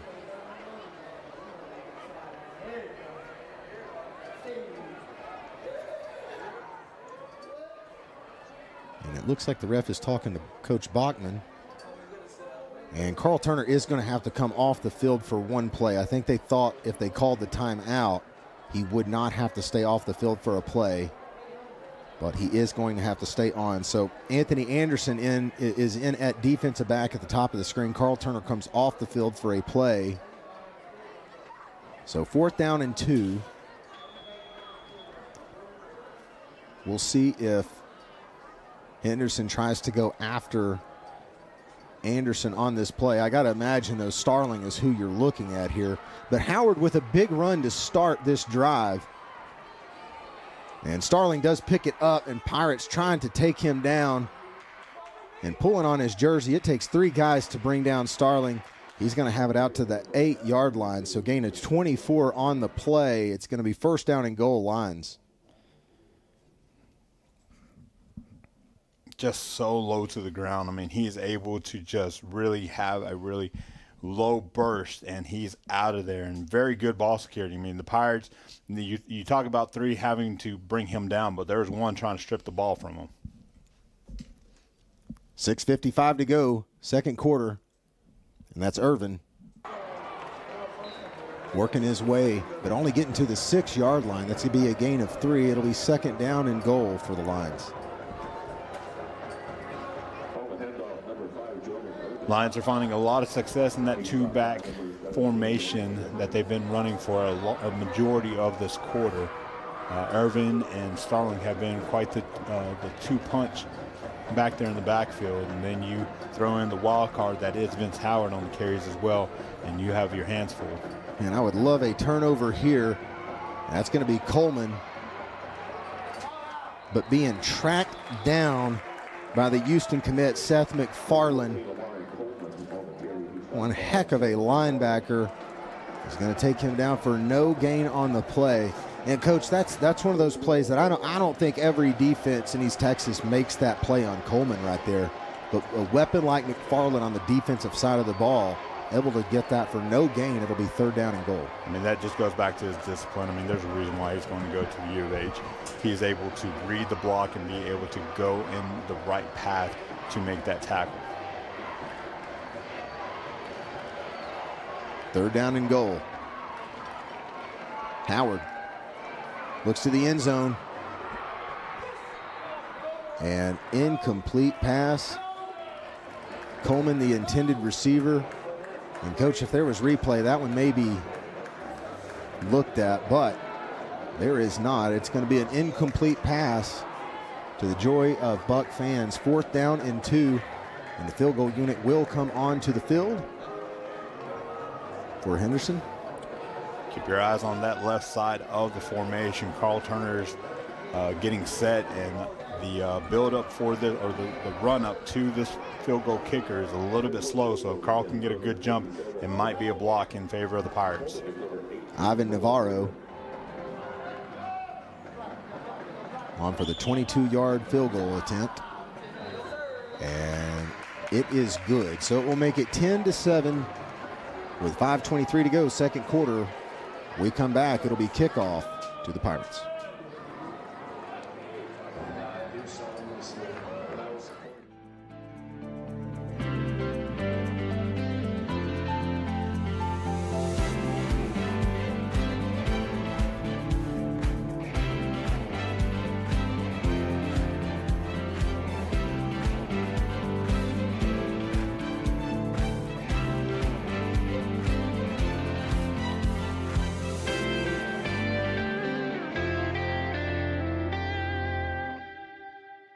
97% of trucking companies have less than 20 trucks. At Texas Semi-Trailers, we understand the challenges small business truckers face. We offer trailer leasing options on flatbed, step deck, and lowboy trailers. In addition to leasing, we have a service and alignment center located in White Oak. To set up a service appointment, call 903-984-5470 or visit texassemitrailers.com.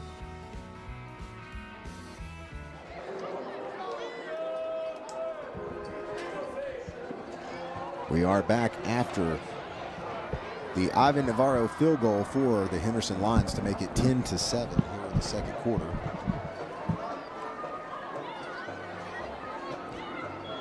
Can't ask for anything more, Mike. I mean, this is definitely the showdown that you expected to see out of two teams vying for the top spot in the district.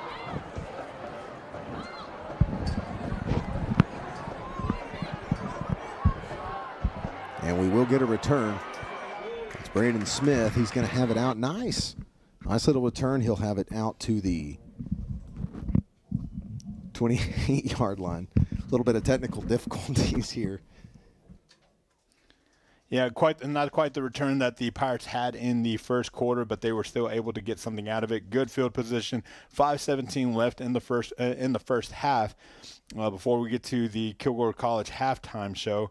But this is a good opportunity and a crucial possession for the Pirates. The Pirates received first in the first half, so that means the Henderson Lions get it in the second half. So the Pirates need to at least hold on to the ball, not to allow Henderson with another extra possession or get points out of this and put them in the driver's seat in this game. Coach, that's a very good point, that the Lions will get that ball. And MJ Cates is going to pull it down and run with it. And he's got a great gain as he crosses over into line territory. He's going to have that one out for a gain of, what is that, roughly about 33 yards, 32 yards. So big run by Matt Cates. He drops back the pass and elects to run it. And that was the right decision by that young man. He'll be out the 40-yard line into line territory. Vince Howard, let me introduce you to MJ Cates, who can also bring the ball down and take off for a big gain.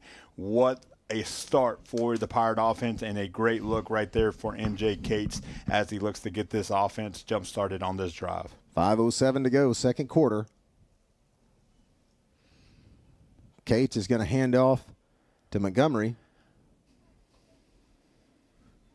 And Montgomery not able to get anywhere. It'll be no gain on the play, second down. Yeah, I've seen a lot of Montgomery. I haven't seen too much of Lemarion. Hopefully all is well with him. Love to see him play the game and run the ball. Dalen, not a stranger to the moment either, and we are yet to see Attaway, but can also run the ball as well. 4:37 to go, second quarter. That Lion drive lasted a little over 5 minutes. That ended in a field goal to make it 10-7. Jordan Taylor in the slot. Cates is going to throw the slant to his right side, and that is going to be brought down for a reception and an 11-yard gain. That's Williams on the reception.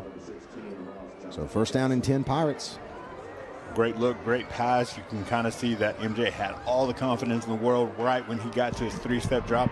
The ball's out and in a perfect position. Jay got on Jaden so fast that he couldn't secure it right at the very moment, but still able to reel it in. First down, 3:58 left to go here in the first half. First down and 10. Pirates approaching the Edward Jones red zone. Fakes the handoff, and Cates is going to keep it and run with it. Breaks a tackle. Step back, continuing to go down. And 2 spins later, he's going to be at the 11-yard line. So big pick up for Cates. Once again, he is moving the ball well. That's going to be a gain of 18 yards on the play. As now the Pirates are in the Edward Jones red zone. Thank you, Forrest Williams, for your sponsorship of the Pirates another season. So, Coach, you wished for it. Now the Pirates in position to get a score. Love it. And what's better is the clock has not stopped. Going to be less than 3 minutes when they get this play off. And that is good, especially with the Pirates in prime position to look to try to take a lead in this game before half. I formation. Cates hands off to Montgomery. Bounces it out. And taken down at the 4-yard line. That was a good tackle by Braylon Walker. I love the call by Coach Bachman. Haven't really seen the I formation too much in this game, and yet he breaks it out right here, near the end of the first half and almost punches it in for a touchdown with Dalen Montgomery. So really now, Coach, you just want to eat that clock away. More time you can take off and the less you can give Henderson. Pirates bring it in tight. Montgomery in the backfield. Cates, QB keeper, right side. Does not go anywhere. And he's going to be tackled for a loss of 1 yard. It's going to be 3rd down and 5. Yeah, hate to say it, a little bit off with that snap, and that kind of delayed the play development right there on that play for MJ. Not really even sure if it was designed for him, but it had to be once that kind of snap kind of went off. And there's a lot of pressure on the center. I mean, speaking from experience, I mean, there's a lot of pressure to get that ball into the guy that's going to make everything happen. And so definitely just need to straighten that up and see what happens on this play. Cates has 2 receivers to his left side. They only have to get to the 1 yard line, and looks like the lines are going to be offsides. So Cates takes a shot to the end zone, intended for Williams. It's going to be incomplete, but there are a few sparkle janitorial flags on the field. Quite the chess match we have between the two teams and the two coaches.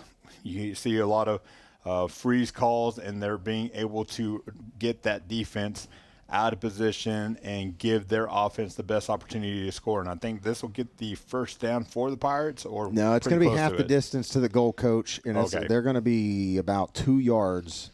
It looks like short of that first down. Normally it would be a 5-yard penalty. This close to the end zone, it's going to be a half the distance to the goal. So 3rd down. So really not a bad time to go off sides if you're Henderson. And Coach Bachman comes onto the field, and he's going to call a Texas Semi-Trailers timeout. And we're going to take a Texas Semi-Trailers. When we come back, it's going to be 3rd down and 2, Pirates. At ABC Auto Parts, what does parts and people you can trust really mean? It means our roots run deep in the communities where we live and do business. That our friendly expert staff is here for you, ready to go above and beyond to get the job done. And you can trust that ABC Auto Parts offers quality brand name parts in stock with competitive pricing, whether you shop online or in store.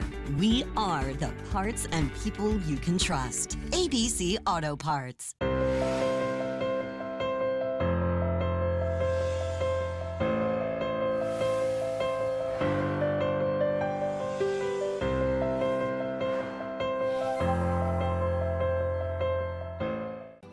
Nestled in the Welcome back, Pirate Nation. We want to remind you about the Kilgore College halftime show coming up here in 1 minute and 39 seconds. Stay tuned. Both bands will be performing for you live here in the Kilgore College halftime show. And then we will have some stats for you after that, sponsored by Marketing with April. So stay tuned for the Kilgore College halftime show. It's 3rd down and 2 for MJ Cates. They only have to get to the 1 yard line. They don't have to get this into the end zone. Quarterback keeper, Cates, will get to the 1 yard line. We'll see if that's going to move the chains. It does look like he got to about the half-yard line, so I think he's going to pick up the first down, and it should be 1st down and goal with roughly 90 seconds to go in this first half. And really, that's really not a bad thing for the Pirates. You'd love to get in for a touchdown, but you can still just continue to kill that clock and run it down to not give Henderson another chance, as they will get the ball on the other side of halftime. Yeah, Mike, I really like that. You called that, perfectly. It's almost like you played college football 25 this past summer. That's really good. Kind of worked out in all favor for the Pirates as long as they are able to capitalize here from the 1 yard line. So Cates, I formation. He's going to go quarterback sneak, and he's going to be stopped for about a loss of a yard. So back to the 2 yard line. 54 seconds to go.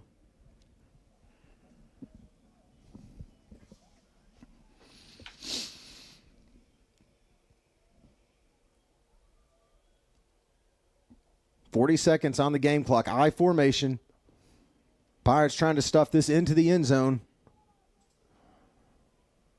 Waiting for a signal. And that time, MJ Cates does get in for a PDQ America TD Pine Tree touchdown to take the lead for the Pirates here with 31 seconds to go in the second quarter. What a series for the Pirates on that, being able to take off almost all of the clock and be able to come up with the points right there. It's kind of holding my breath because, man, time was ticking down. Pirates only had one timeout left and definitely didn't want to make this into a third down where you're just hoping you get it on one of the next two plays. But great job by that offensive line, just really being able to get low, win the line of scrimmage, and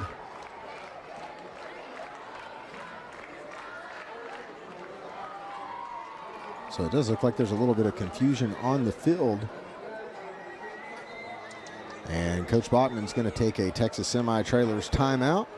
And we'll just stick with you here on the broadcast. But Cates able to get into the end zone on the 2-yard run. It gives the Pirates now a 13-10 lead, pending the extra point. Coach, I don't know really what was going on down on the field. I don't know if the Pirates didn't have enough guys on the field or what, but Bachman called the timeout. Yeah, they were a little one short. I think one of the guys had already made himself way down onto the kickoff team, ready for the next play. But nonetheless, you can't take the timeouts into the second half, so no one's really hurt. 31 seconds left, no timeouts left, but you have a 13-10 lead, hoping to be 14-10 with the Giulini bar kick. You know, Coach, sometimes you get caught cheering and forget you're on that extra point team. Yeah, and he'll probably hear about it on Monday. If he doesn't hear about it at halftime. Oh, yeah, definitely. For sure, he heard about it in that timeout as well. So Jordan Taylor will be the holder. Ibarra on for the extra point. Ibarra has been a solid extra point kicker this season for the Pirates.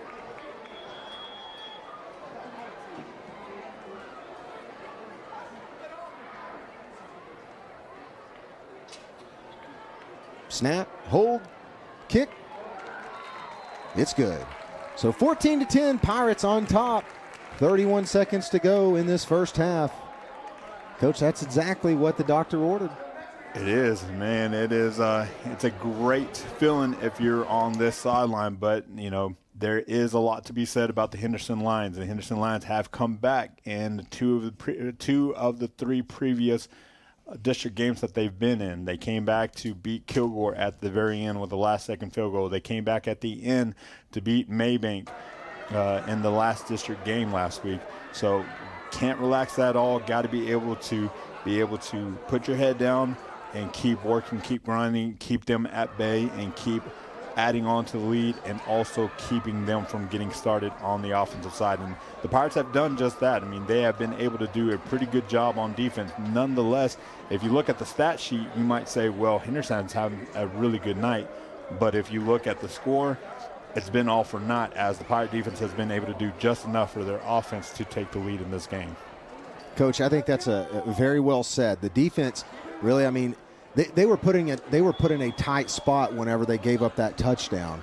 But really, they have played exceptional football coming out of the bye week, and they picked up right where they left off against Maybank. Only giving up 6 points to Maybank, and only giving up 17. So far, only 36 points given up in 10 quarters so far in district play. As the Pirates kick this one off, and I mean, Henderson just could not get it right. And that's going to be a block in the back against Henderson. There is going to be a flag on the field, a Sparkle janitorial flag on the field. So with 21 seconds to go and at their own 10-yard line, I got to imagine Henderson's probably just going to kneel this ball and take it into halftime with a 4-point deficit.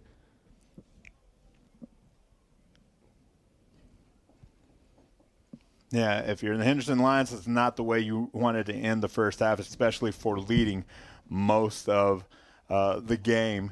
That being said, definitely have played quite a clean game in this game. I mean, you're talking about three flags on each side for Pine Tree and for Henderson. I mean, you had an illegal block, offsides, and then that block in the back for the Henderson Lions. I mean, so for the most part, Mike, it's been a pretty clean game. So Henderson not looking like they're just going to go out. Probably going to be a handoff here, and it is to Irvin, and they're just going to take it in. Pirates 14-10 as this clock's going to run out here in the second quarter. Both teams taking it into the locker room for halftime. Stay tuned here on the Pine Tree Live broadcast, sponsored by Vera Bank. It's the Kilgore College halftime show coming up. Set to perform first is going to be the Henderson Line Band, and then the Pride Pine Tree Pirate Band will be performing. We got roughly 28 minutes till kickoff. We'll be back with you here in probably 20 to 25 minutes with some marketing by April stats. So grab you some popcorn, watch the bands, and we will see you back here in a little bit. 14-10 Pirates, halftime.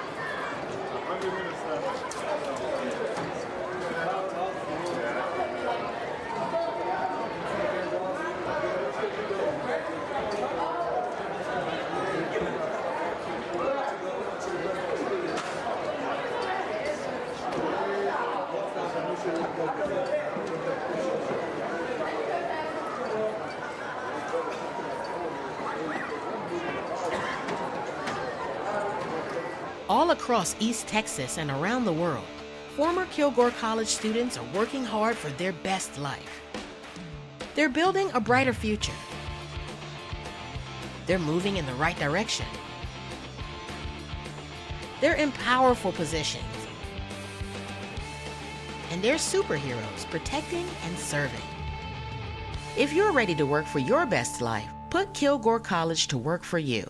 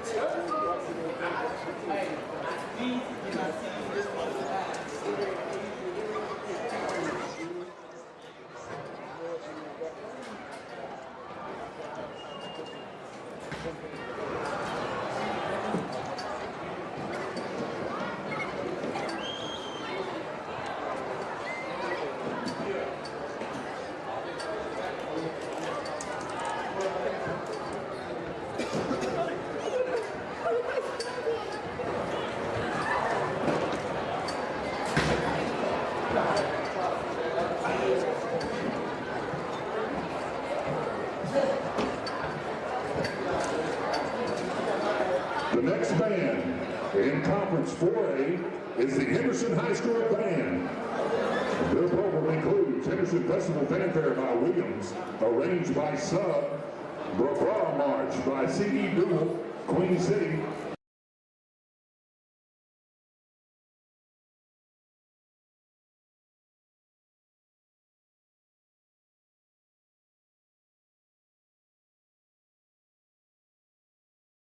for the UIL Marching Contest, Region 21.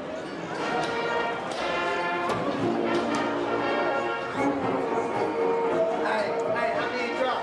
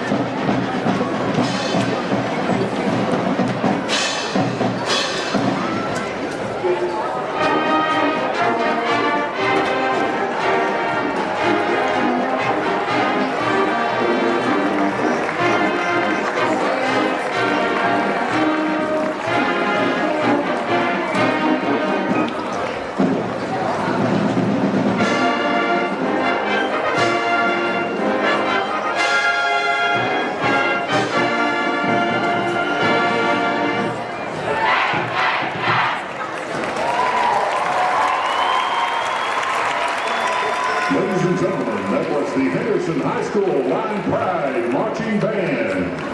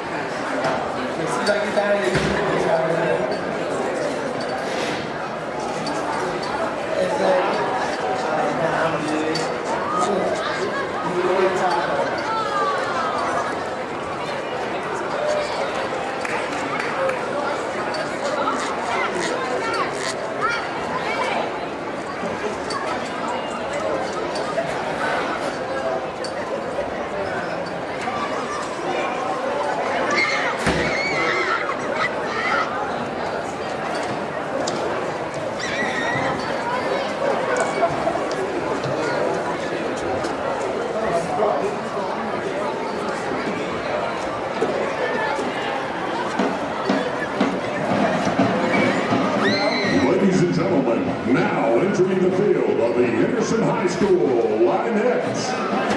Please put your hands together for these ladies as they perform a skirt routine to Lady Gaga's hit, Born This Way.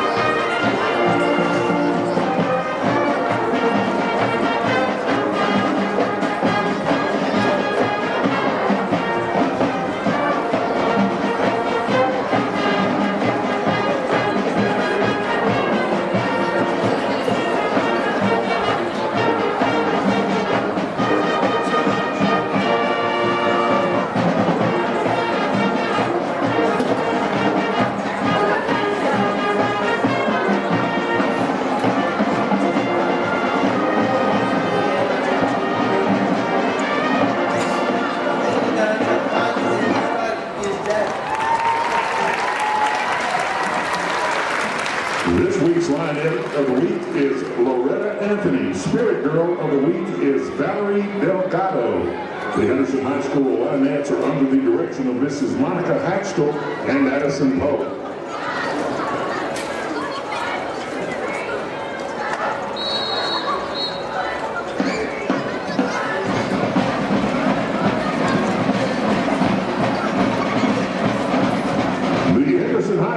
Majorettes are under the direction of Mrs. Paige Kidd. The Line Pride Marching Band is under the direction of Head Director Craig Haney and assisted by Dylan Custer, Emily Ortiz, Dakota Merediaga, Christina Clevenger, and Lane Clevenger. The band is under the field direction of drum majors Christina Jackson, Grace Rucker, and Rory Richardson. Feature twirler is Melinda Cooley. The Line Pride section of the week is the low reed section. Line Pride outstanding members of the week are Macy Beckham, Hazy Cruz, Mary Nix, Anderson Ayton, Joseli Torado, Noah Tovar Morello, and Michael Burks. Superintendent of the schools is Mr. Jim Dunlap. High school principals Shannon Dickerson. Thank you.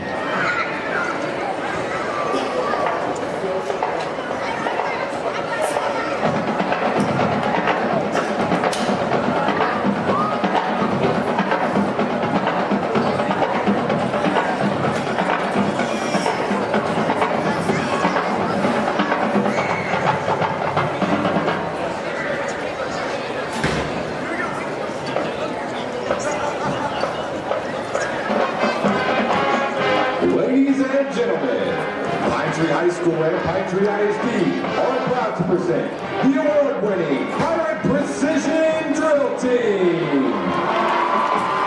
The officers from left to right are Senior Lieutenant Melanie Ariaza, Captain Loris Beakley, Senior Lieutenant Daria Bates, and Junior Lieutenant Alexis Hernandez.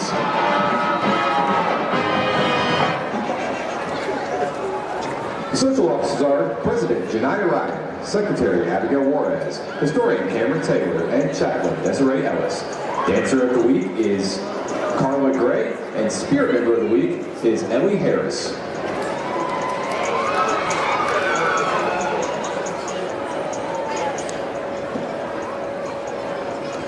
And now, for your halftime entertainment, Precision will perform a routine to the music Respect with their fabulous duo partners. Tonight, Precision would like to recognize those who have shown their personal resilience and strength in their fight against breast cancer. Whether it is your own story or the story of someone you love, tonight we want to pay all of our respect to you.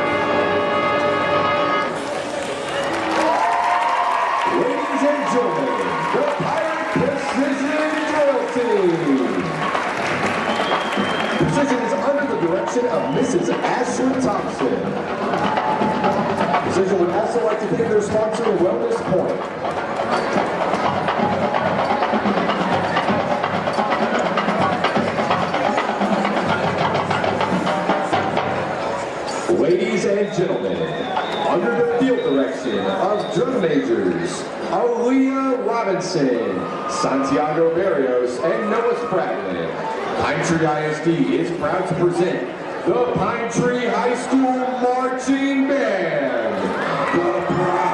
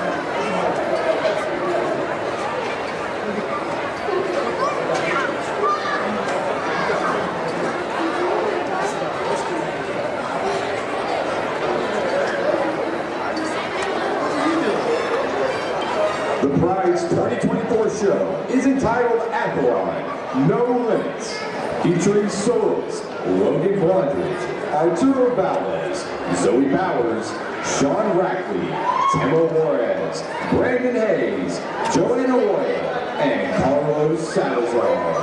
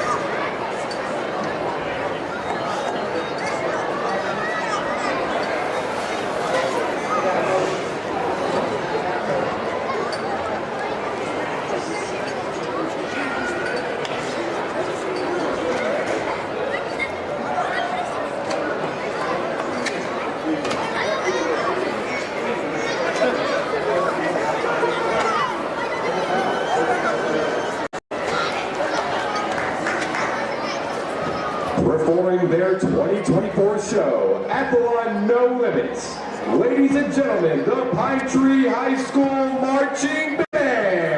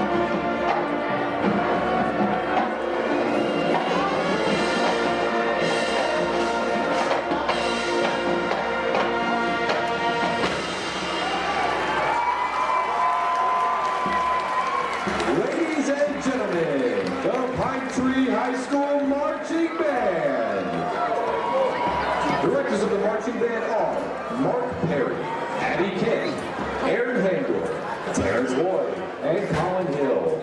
The color guard is under the direction of Pine Tree's own Miss Sydney Robinson, assisted by Miss Gabby Pumphrey.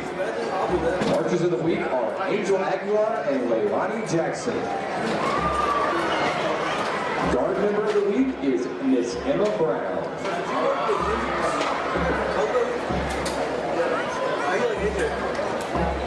It's good. It's nice guy. It's kind of boomer sometimes, but somebody's asking that to start.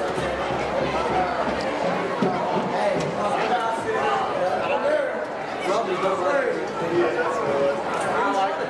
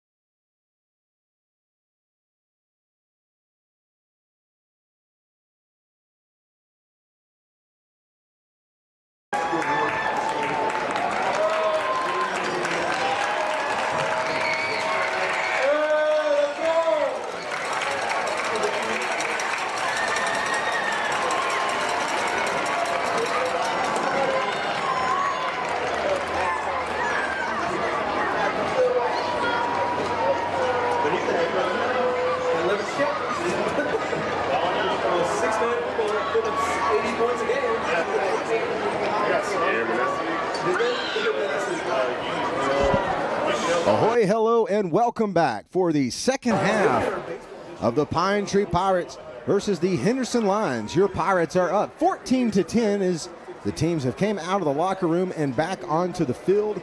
Thank you, Kilgore College, for your support of our halftime show this season. Hope you enjoyed the bands on the field. We're about ready to get back playing some football. Coach, what'd you think of that first half?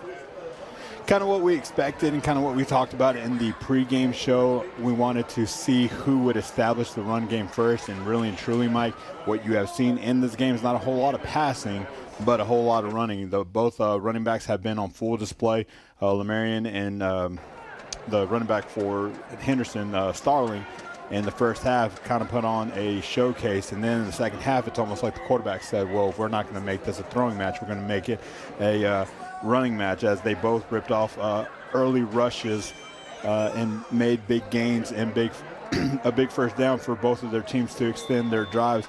And the big stat maker of the first half, it has to be MJ Cates, who had 46 yards of rushing offense in that first half, and that included that big 25-yard scamper that he had down the left side of the field to put the Pirates in position to take the lead. So the Pirates kicking off to start this second half. Henderson will get a return. Pirates wrapping him up at the 24-yard line. And I'll give you one guess to who made the tackle on the kickoff team, Mike. Who was that? And that was number 13, Vega again. I'm telling you, he is filling up the stat sheet on the coverages. Definitely a prime player for Special Teams Player of the Week.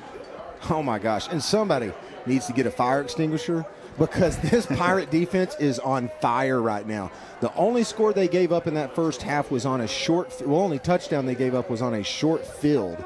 They did give up a pretty good drive that resulted in a field goal, but this defense has been playing stellar the last two games. Really, their last 7 quarters have really excelled. Starling's going to get the handoff to start the second half for Henderson, and he'll have it out for a gain of 8 yards on the play. It'll be 2nd down and 2. Yeah, quite the start to the second half for the Henderson Lions. I mean, kind of what we talked about earlier on. They really like to get their drive started with an easy, low-key running play to their running back. And you are in the booth with the Verabank Pine Tree Live team. This is Michael Clements and Coach Angel Rocha with a voice sweeter than Tom Brady's. Henderson He's going to throw it out left side. Quick pass, and he will have it out to the 40-yard line. The receiver for the Lions. On the reception, that was number 11, Mason Jones. Yeah, very deceptive right there. A little swing pass out to the left of the formation, just as efficient as a running play or handoff. It's just disguised a different way, but it's just part of their running game as well. Excuse me, that was Coleman, one of their bigger weapons. Starling's going to have the handoff here. Gain of 4. Great pursuit right there by Peyton Davis, coming straight down the line, making the tackle. Seth MacFarlane got to the spot first, kind of over-pursued the run right there and still helped out on the tackle, but Peyton Davis right there to clean it up. So we will break away from the field briefly when we come back. It'll be 2nd down and 10 for the Lions. 97% of trucking companies have less than 20 trucks. At Texas Semi-Trailers, we understand the challenges small business truckers face. We offer trailer leasing options on flatbed, step deck, and lowboy trailers. In addition to leasing, we have a service and alignment center located in White Oak. To set up a service appointment, call 903-984-5470 or visit texassemitrailers.com. At ABC Auto Parts, what does parts and people you can trust really mean? It means our roots run deep in the communities where we live and do business. That our friendly expert staff is here for you, ready to go above and beyond to get the job done. And you can trust that ABC Auto Parts offers quality brand name parts in stock with competitive pricing, whether you shop online or in store. We are the parts and people you can trust. ABC Auto Parts. Howard brings the Lions back onto the field.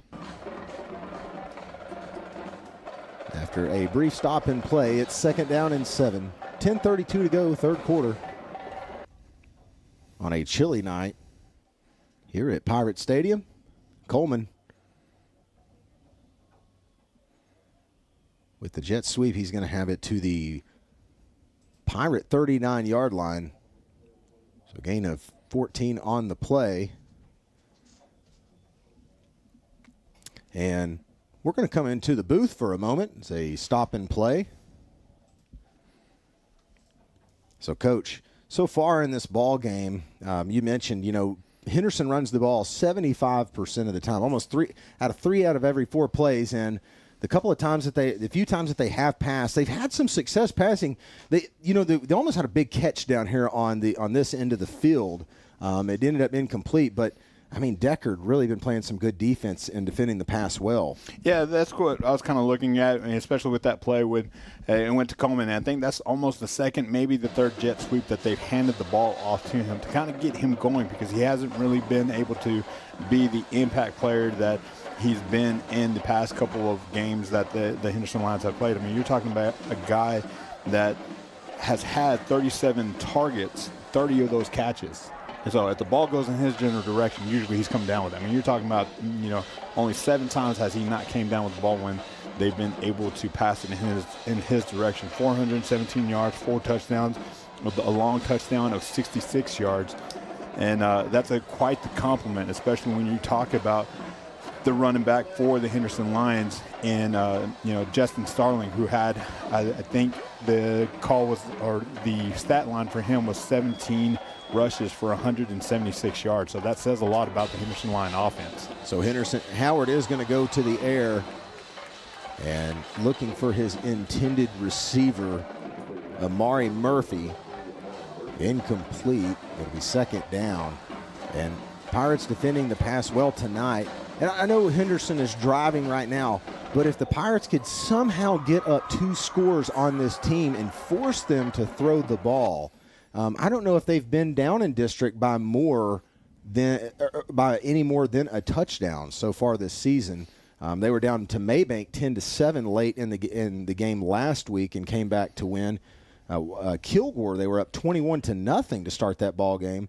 Henderson, the Kilgore would eventually come back in that game, but Henderson squeaked away with a win with a field goal late in the 4th quarter. But here Howard hands off to Starling, and Starling has it out. Good gain. It'll be 3rd down and 3. Yeah, and this is a big down for the Pirates and for the Lions. I mean, you're talking about coming and playing from behind right now for the Henderson Lions, and you're talking about an offense that has scored 45 points, 41 points, 42 points, 62 points, 62 points, 27 points, 14 points. So they're not very used to a low-scoring output if you don't count last week versus Maybank. We all saw what Maybank does. I mean, they try to hold the ball on you and try to force you into a different kind of game plan. Third down, Starling looking for a seam, and he's going to be brought down right at the 30-yard line. It looks like he's going to be short of the line to gain. It'll be 4th down and 1. Good job by the Pirate defense. Peyton Davis and the rest of the defensive line getting in there, mixing it up. It looked like that was number 17 and 28. That is Dalen Montgomery and David Lively. So 4th down and 1, and the Pirates have been in these positions a couple of times tonight. They went off sides in one of them, but able to stay home on the next. We'll see if they can get a big stop here. Yeah, I got to be watching out for the hard count on this one. And the last time that they were in a similar position, you saw the Henderson Lions give it to Starling, and he ripped off a pretty big run for the first down. And it's going to be a Texas Semi-Trailers timeout for the Henderson Lions. We'll take a timeout. When we come back, don't go anywhere. It's going to be 4th down and 1.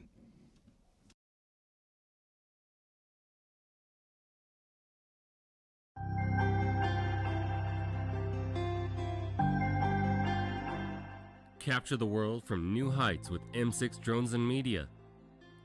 We are your one-stop shop for all things media, offering top-notch aerial photography and videography services that will elevate your content to the next level. Whether it's capturing breathtaking landscapes, covering events with our expert event photography, or even live broadcasting, we've got you covered. With our state-of-the-art equipment and skilled team, your vision will come to life like never before.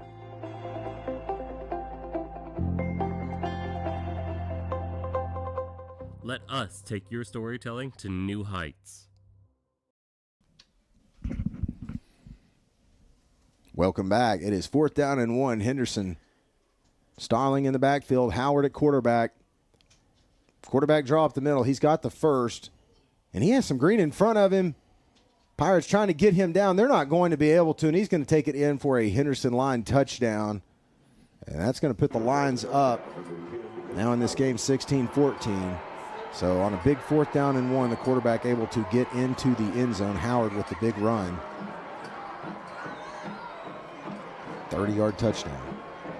Yeah, Lions figuring out different ways to get into the end zone and get first downs against this Pirate defense, which has been stingy as of late. I mean, we talked about as they nearly get that field goal block, and I think they're due one. If it comes down to that, they'll get one, especially Carl Turner or Khalil Deckard. But going back to the drives, they have found very creative ways to try to put this defense on the back edge, and really on a whole lot when you got the ball hawk that is Khalil Deckard in the back of the defensive backs.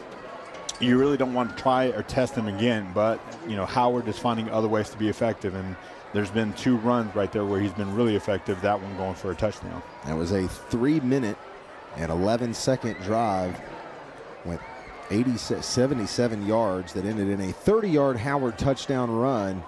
Quarterback keeper on 4th down and 1. So Pirates kickoff. Receiving team will come onto the field. 17-14 is the score at Pirate Stadium. Thank you for tuning in here on the Pine Tree Live broadcast, sponsored by Vera Bank.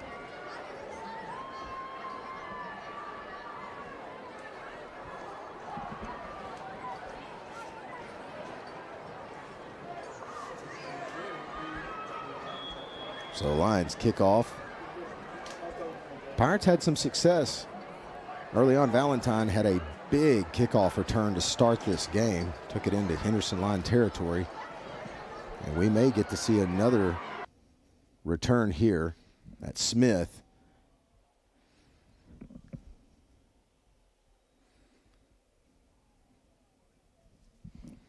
So Smith will have him out to the 38-yard line. So Pirates with not terrible field position for their first drive of this second half. Yeah, really interested to see how the Pirates come out into this game as we see number 24, Lemarion Hunter, back into the ball game, and that to the delight of Pirate Nation right there, as the senior will look to add on to his total. So Lamarian Hunter, who came into this game with 8 rushing touchdowns on the season, bet he wouldn't mind getting into double digits here pretty soon. Hunter up the middle. It's going to be a gain of 3 yards, 2nd down and 7. And it'll be interesting also to see how the Pirates can go and attack this defense for the Lions. I mean, you think about the game last week versus Maybank, and you think about us 2 weeks against Maybank. Maybank, what do they do very well? They run the ball. So there has to be something that Coach Bachman and his staff are going to try to really hone in on, especially in the second half, to try to regain the lead and then keep it against this Henderson Lions defense. Cates fakes the handoff, and he had some success running late in that second quarter, but not much happening there. No gain on the play. But, Coach, he did have a big run on that final drive. The Pirates that was a thing of art, their final drive of the second quarter. Yeah, he definitely couldn't have ran it any better. Time management was great. And right now you see number 6, Khalil Deckard, the Swiss Army knife that he is for the Pirate offense and defense, able to do it all. I mean, and we were talking about at halftime, Mike, just what all he's done this year. The 2 interception night he had against, I think, Van, Dallas Carter as well, and then the big punt return that he had against Gilmer. He has really done it all for Pine Tree. 3 wide receivers to the left side for Cates, but he's going to go to the right side. Deep pass, and it goes right through the hands of Williams. It was a good pass, and he had a step on the defender, but incomplete. And it's going to be 4th down. Now, there's a Sparkle janitorial flag on the play. They got the Lions on the offsides. Okay, so that was a free play for the Pirates. Thank you, Coach. It will be 3rd down and 2, Pirate Nation. So 3rd down and 2, 7:09 to go, 3rd quarter. Wouldn't mind seeing the Pirates line up in almost an eye, maybe a 2 running back backfield, and give it to Lamarian to pick up these tough 3 yards. They're going to have to make sure that they block number 8 for the Lions, Kian Pillam, who's been having a pretty good night tonight against this offensive line. Pirates I formation, 2 yards to get. Hunter met quickly. And coming up was Trevor Kine to make the tackle at the line of scrimmage. No gain on the play. So Pirates really not having a lot of success tonight with their I formation. Usually that's a go-to in these short yardage situations. But we're going to take a brief timeout. When we come back, it'll be 4th down, Pirates. All across East Texas and around the world, former Kilgore College students are working hard for their best life. They're building a brighter future.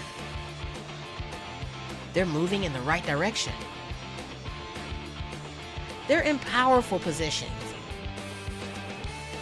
And they're superheroes protecting and serving. If you're ready to work for your best life, put Kilgore College to work for you.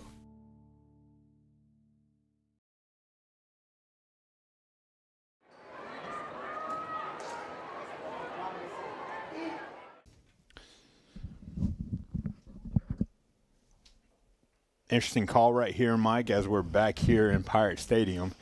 And the offense is still out there, and it is 4th down here at Pirate Stadium against the Henderson Lions. 4th down and 2, Cates. In Henderson Lion territory, we're going to see if they're going to try to get him with the hard count. Cates makes a move. A lot of ways to go for this play clock. It is going to be a 4th down and 2. Cates going deep. Taylor with the reception. Great call by head coach Bachman. And he'll have it to the 32-yard line, and I think there's going to be another 15 yards tacked onto this. It's going to look like a personal foul. Flag thrown at the end of the play. Yeah, sparkling janitorial flag, that is. And what a play call from Coach Bachman, and what a throw by MJ Cates, and what a catch by Jordan Taylor. I mean, 4th and 2, and you go to the air from the middle of the field with 6:27 left in the 3rd quarter. What a call from Coach Bachman and the Pirates, and that is exactly what they needed right now to keep this momentum in their favor. Someone get the salt, because plenty of pepper from Cates on that one to Taylor. It's a 1st down and 10. So Coach Bachman with the risky call right there on 4th down and 2 in line territory. Pirates now in business in the Edward Jones red zone at the 18-yard line of Henderson. Yeah, quote that Coach Bachman always says is that scared money don't make money. And right there, he gambled quite a bit and was able to come up on the plus side of it. And now let's see if the Pirates can capitalize. 1st down and 10, Cates. They run the counter. Hunter has it in below the 10-yard line, inside the 10-yard line, down to the 8. It'll be 1st down and goal. So play calling looking really good right now for Pine Tree. In the history of Pine Tree, it's probably my favorite play call that the Pirates do. That misdirection, get the defense going one way and then hand it off to the run back going the other way. It's one of the best plays when the Pirates are able to run it well, and right there almost to perfection as Lemarion was able to pick up the 1st down and in prime position for a touchdown. So Hunter and Cates have been a good 1-2 punch inside the 10-yard line tonight. No penalties. Hunter up the middle. Spin move. PDQ America, PT, TD, Pine Tree, touchdown, Lemarion Hunter. And like I said, to the delight of Pirate Nation welcomes back number 24 back to the field for him to pick up where he left off in the 1st quarter and being able to hammer a great touchdown on a great drive by the Pirates. Man, you're talking about everything that they could have asked for in that series, and then that drive worked to perfection for the Pirates. The bar on for the extra point. Kick is up, and it is good. Pirate Nation, the Bucks are on top, 21-17. We're going to take a break. When we come back, more Pirate football.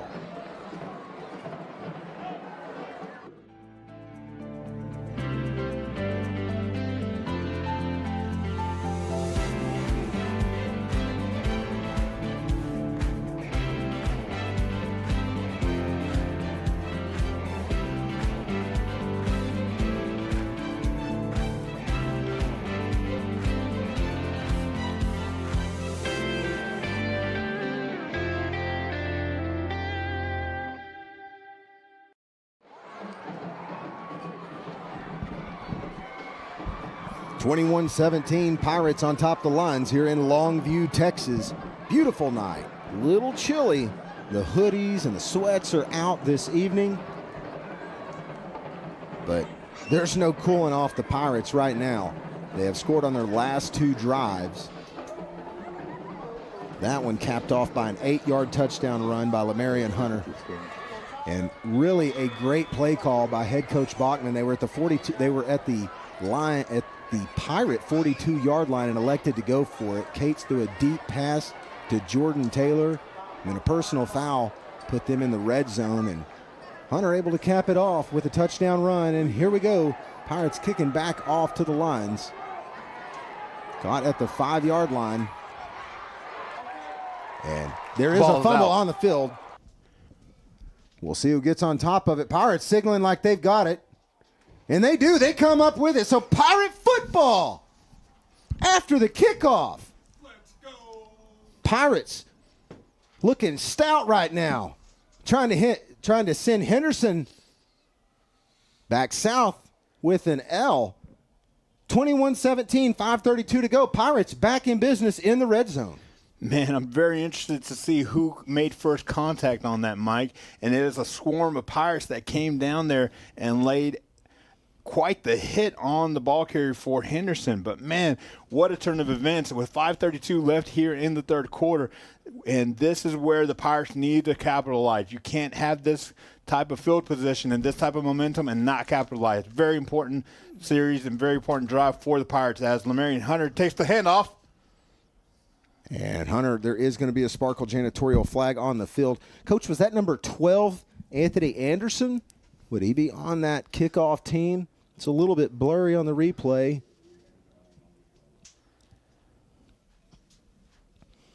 Can't make it out, but I think you're right, Mike. Yeah, it was one of your gunners on the left side that came through and made that tackle. So the Pirates, earlier in this ball game, gave one right back to Henderson. And this time, it's Henderson giving one back to the Pirates on a kickoff. But a holding call is going to negate the Hunter 10-yard run, and it's going to be first down and 20 at the 26-yard line. Pirates cannot do that. You got to be more disciplined on that. Have to be able to cut out these flags. That'll cost them, especially if they are trying to make a deep playoff run.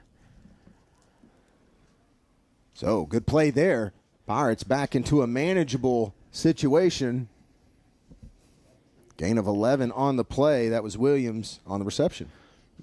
MJ Cates, one of those dual sport athletes that we have on the field, and right there he had a little bit of a snap to that stance as he quickly got into a throwing position and just fired it out there to Jaden. And this time Jaden was ready for it as they pick up the yardage that they needed on that play. 4:54 to go. 21-17, Pirates on top. Cates and Hunter in the backfield. Cates, quarterback keeper, on the read option down to the 5-yard line. They're trying to bully him in the end zone. Are they going to get the job done? They are not. They're going to call forward progress stopped at the 1-yard line. So the Pirates will be first down and goal at the 1. Let's go, MJ Cates. What a run by the quarterback. And I'm telling you, a lot of people think, oh, quarterbacks, they're not really running guys at the high school level. You know, and you really don't see them a lot in the pro level. I mean, I don't know, nowadays with Lamar Jackson, Bo Nix, and all those kinds of guys that are playing now. But, man, I'll tell you, MJ Cates, he is not easy to take down. And right there he proved it as he gets the Pirates to the 1-yard line. So Pirates have been here before at the 1. Earlier it was a MJ Cates QB sneak up the middle. Shotgun formation. Hunter takes it in for a PDQ America PT TD Pine Tree touchdown, number 10 on the season for Lamarion Hunter. Almost sounds like a broken record, but it sounds like a beautiful noise to Pirate Nation as they see and hear Lamarion Hunter go into the end zone once again on the season. 10 touchdowns. You said it yourself, Mike. What a night for Lamarion Hunter. So Ibarra on to kick the extra point. This is now a 2-score ball game, and that's where the Pirates wanted to get these lines. So Jordan Taylor on for the hold. Ibarra kick. It's good. 28-17 is the score here at Pirate Stadium. We're going to take a break. When we come back, more Pirate football.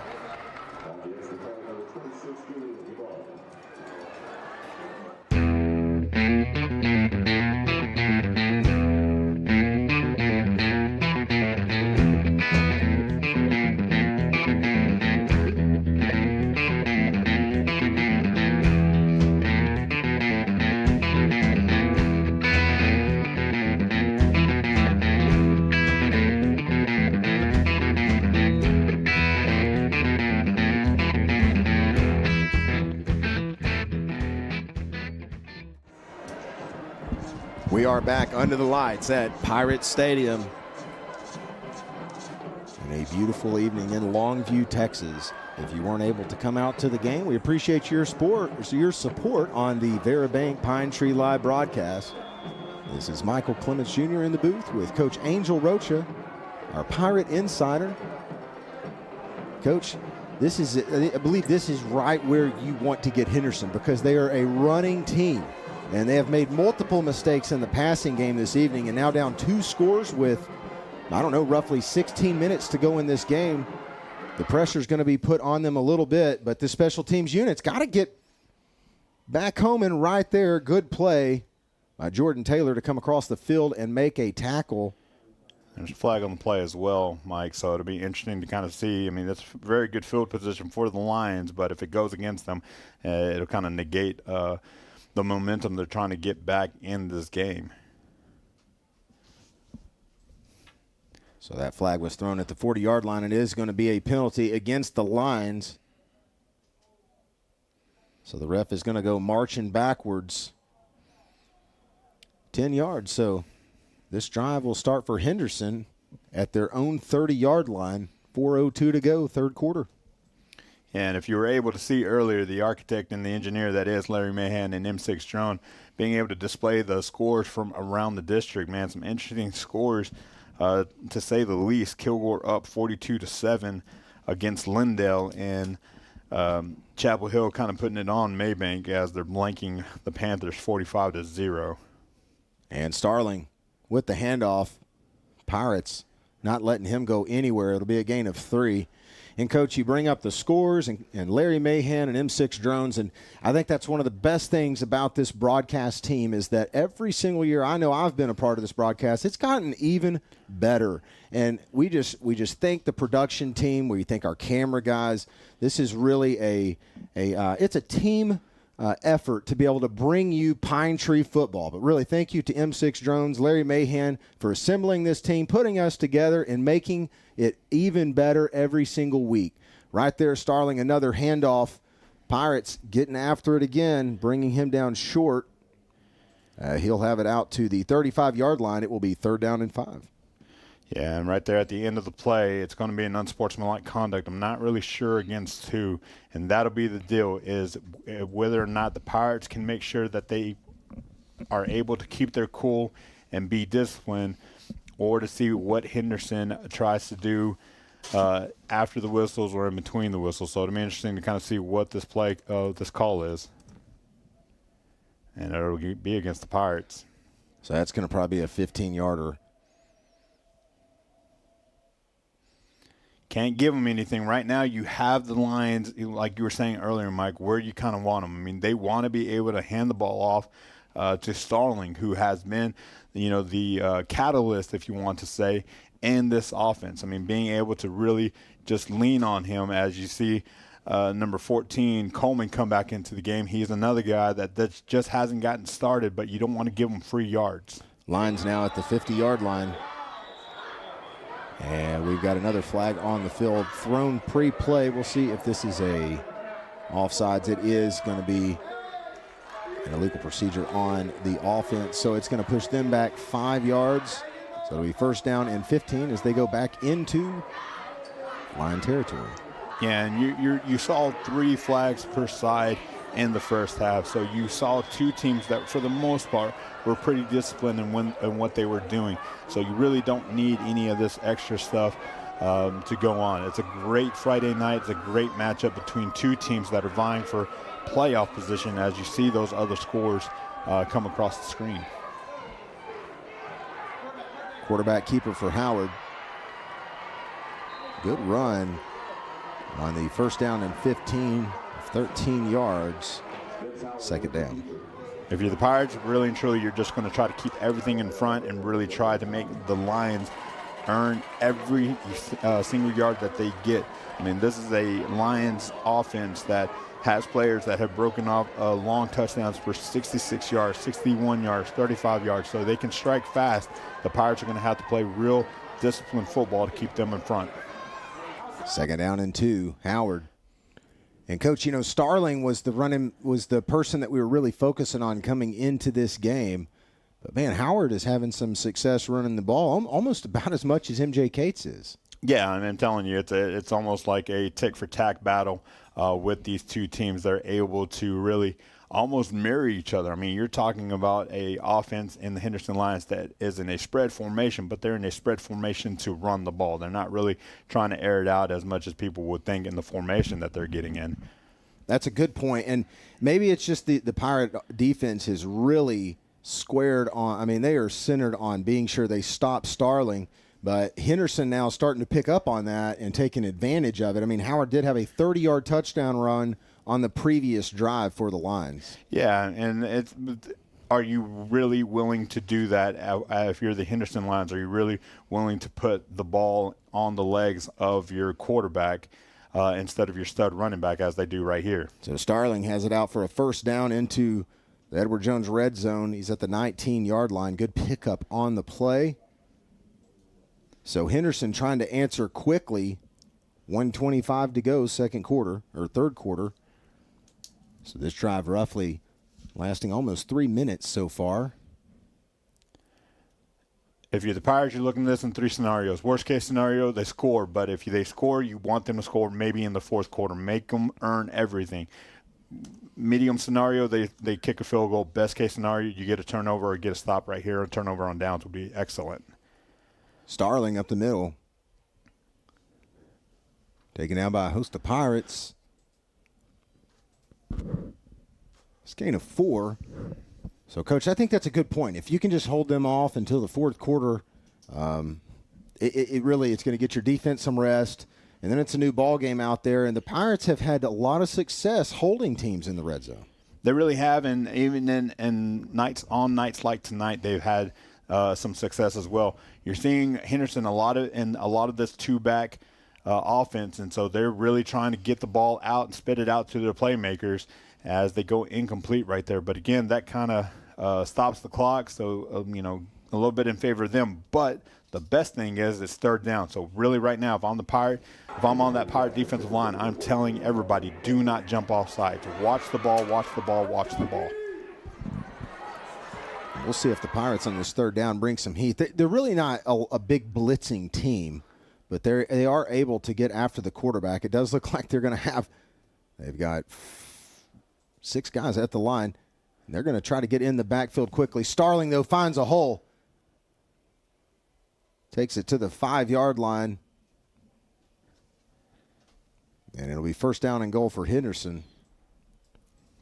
And, Coach, at the end of the first quarter, they had to go all the way to the other end of the field. We've got 11 seconds left in this third quarter. Henderson is going to try to run a play, and they will. Irvin takes it in for a Henderson touchdown, but there's a Sparkle janitorial flag on the field. We'll see if that was offsides on the Pirates or possibly a hold. Nah, they're going to get profit for offsides. I mean, I think he thought they were going to go into the quarter, started running off the field. Defensive staff tried to get him back on the field, and to no avail. They got the touchdown. Can't play defense against this Henderson line offense with 10 men. So cuts into the lead right there, and that's we talked about the worst case scenario. This would be it. You let them score before the fourth quarter. I mean, a second left, and man, every second's going to count for this Pirate team to be able to pull out the win against this Henderson line team. So Henderson going for 2, and it is going to be Howard going it to Irvin in the back of the end zone. So not what Pirate fans were wanting. It is going to be a 2-point conversion, so it's going to make the score 28-25 at Pirate Stadium with 1.5 seconds to go in the third quarter. So, Coach, not what we were looking for to end this third quarter, and we still actually haven't ended the third quarter. Hey, you know what? We could return this kick right here and maybe just get right back to where we were. That would be wonderful. Yeah, but that's not what you want. If you're the Pirates, that is the pretty bad way to end that right there. I mean, just to let them score and not even be set to really take on that offense right there on that scoring play, and then to give up the 2-point conversion uncovered right there in the back of the end zone was number 5 for the Henderson Lions, Jordan Irvin. And now you're looking at a 3-point ball game, a field goal kick, and they were in a very similar spot against Kilgore as well. So just a little bit of not being completely focused from the Pirates, and man, that is not going to be a very good talk on Monday morning film for anybody on that defensive side right there at the end of that drive. So Henderson with the short kick. Williams is going to return it. He goes backwards, and he's going to lose 3 yards on that return, and that will be the end of the third quarter. 28-25, Pirates on top, and they will have the ball to begin the fourth when we come back. At ABC Auto Parts, what does parts and people you can trust really mean? It means our roots run deep in the communities where we live and do business. That our friendly expert staff is here for you, ready to go above and beyond to get the job done. And you can trust that ABC Auto Parts offers quality brand name parts in stock with competitive pricing, whether you shop online or in store. We are the parts and people you can trust. ABC Auto Parts. My favorite part about SEER is all the 3D models, like the roller coaster in science and the Titanic artifact in ELAR. SEER means to me an advanced learning process that has a lot more projects than a normal classroom, a higher level learning experience with more hands-on projects.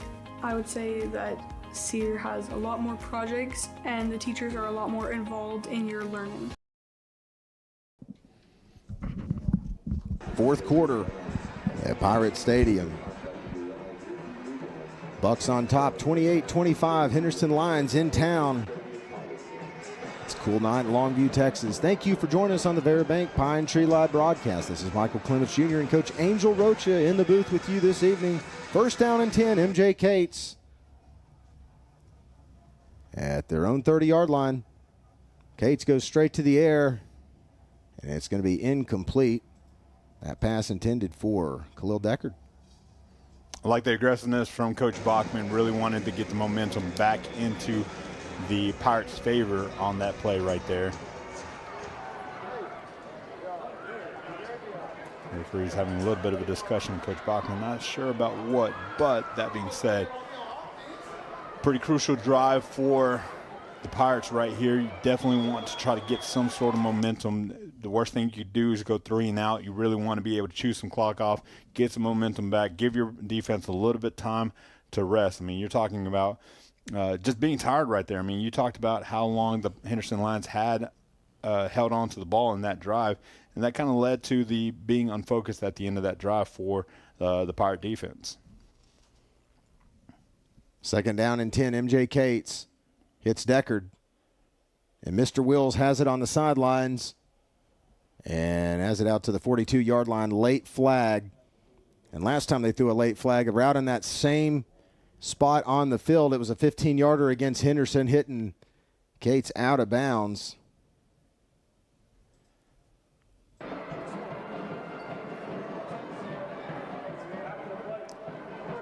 Yeah, personal foul, and it's going to go against Henderson. That's going to be a 15-yarder. So that's going to put the Pirates into line territory. That'll put them all the way. Where are they going to end up, Coach? At the 43-yard line, 44-yard line of Henderson. So that's a big, big penalty against the Lions after having a 70-yard touchdown drive. Just mistake after mistake for the Lions. So 28-25. Pirates on top, now in line territory. In this second half, the Pirate offense has been able to do what they want, as really Henderson's offense has been able to as well. But Pirate offense looking good right now. Cates, QB keeper up the middle. Met at the 40-yard line. It'll be a gain of 3.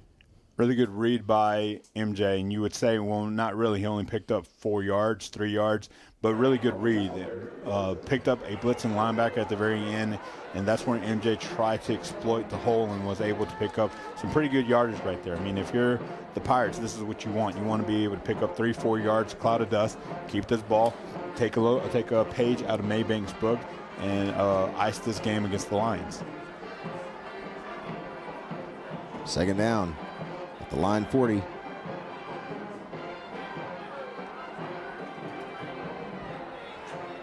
Three seconds on the game clock. Good pass by Cates. He hits his receiver, Taylor. And, Coach, I got to tell you, Cates has really turned it around. After throwing a couple of picks, he has been very good here lately, and you can see the confidence is starting to build back up in that young man. Yeah, I mean, and the thing is, I mean, if you can go back and look at that play, I mean, MJ, he's really popping his feet, getting set. I mean, very confident. When he's set, he knows exactly where he's going for it. I mean, it's almost like a pitcher getting the pitch he really wants to deliver into the catcher. I mean, that's what you're seeing at MJ. I mean, he's really just popping his feet, being confident, and just striking it to his receivers.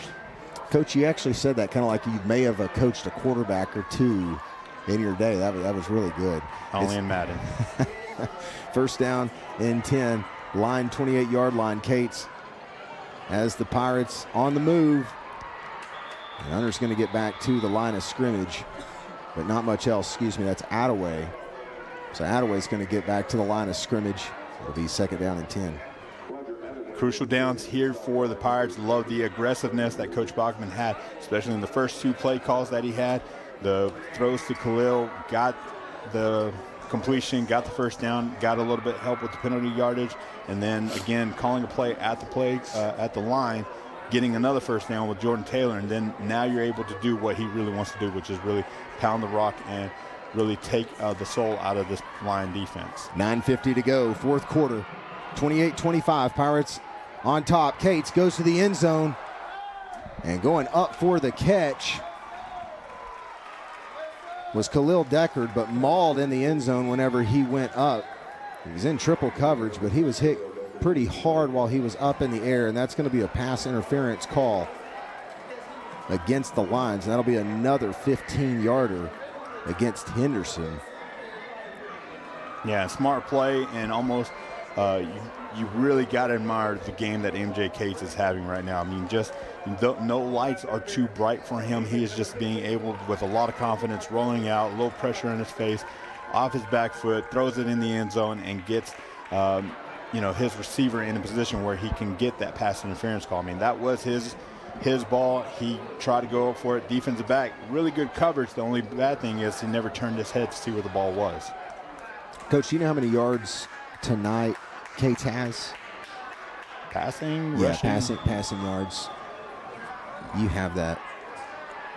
I believe he should be over 1,000 on the season. He came into the game with 945. I believe he's had more than 55 yards. Yeah, he's at 82 yards right now. Okay, so MJ Cates eclipses the 1,000-yard mark, looking for his 11th touchdown. Hunter, though, going to be hit in the backfield. That was a very good defensive play by Logan White, the senior for the Lions, getting in the backfield quickly and bringing down Hunter. He was all over that one. It'll be second down and 12. Yeah, earlier in the broadcast, we had talked about the defense for the Lions and how they really like to try to shift in and out of a three down and a 4 down. Really, right there, number 24, Logan White is really that fourth defensive lineman I'm kind of talking about, but he's more like an outside linebacker against tonight against the Pirates. Pirates in the Edward Jones red zone. It's a reverse. See if the Pirates can get something out of this. Jordan Taylor takes it to the 15-yard line. It's not going to be any pickup on the play, so it'll be third down and 12. No gain on the reverse, but, I don't mind mixing up the play calling, and Bachman seems to have Henderson on their heels right now in this ballgame. If anything else, you make the next team have to really prepare for that. That's just something else that you make that next team, in this case Chapel Hill, practice against. And really good job by the defensive end, and I think that was number 5, Jordan Irvin, that kind of stayed home right there and kind of blew that reverse up, and really good play by him. So Taylor and Smith to the top of your screen, Williams at the bottom. Cates drops back to pass. He lets it go towards the end zone, and Jordan Taylor is going to be wide open and makes the catch for a PDQ America PT TD Pine Tree touchdown. MJ Cates, if you have him in fantasy football, you're very happy tonight. What a game, what a half by the quarterback. I mean, you're talking about a guy that just has been able to do it all, and with 8:47 left here in the fourth, what a strike, and just got the defense slipping. They were just looking for the next trick play, and it's just a seam route right up to Jordan Taylor for an easy touchdown. Ibarra's kick is up, and it is good. So the Pirates go back up 2 scores, 35-25, 8:47 to go. Fourth quarter, Bucks on top.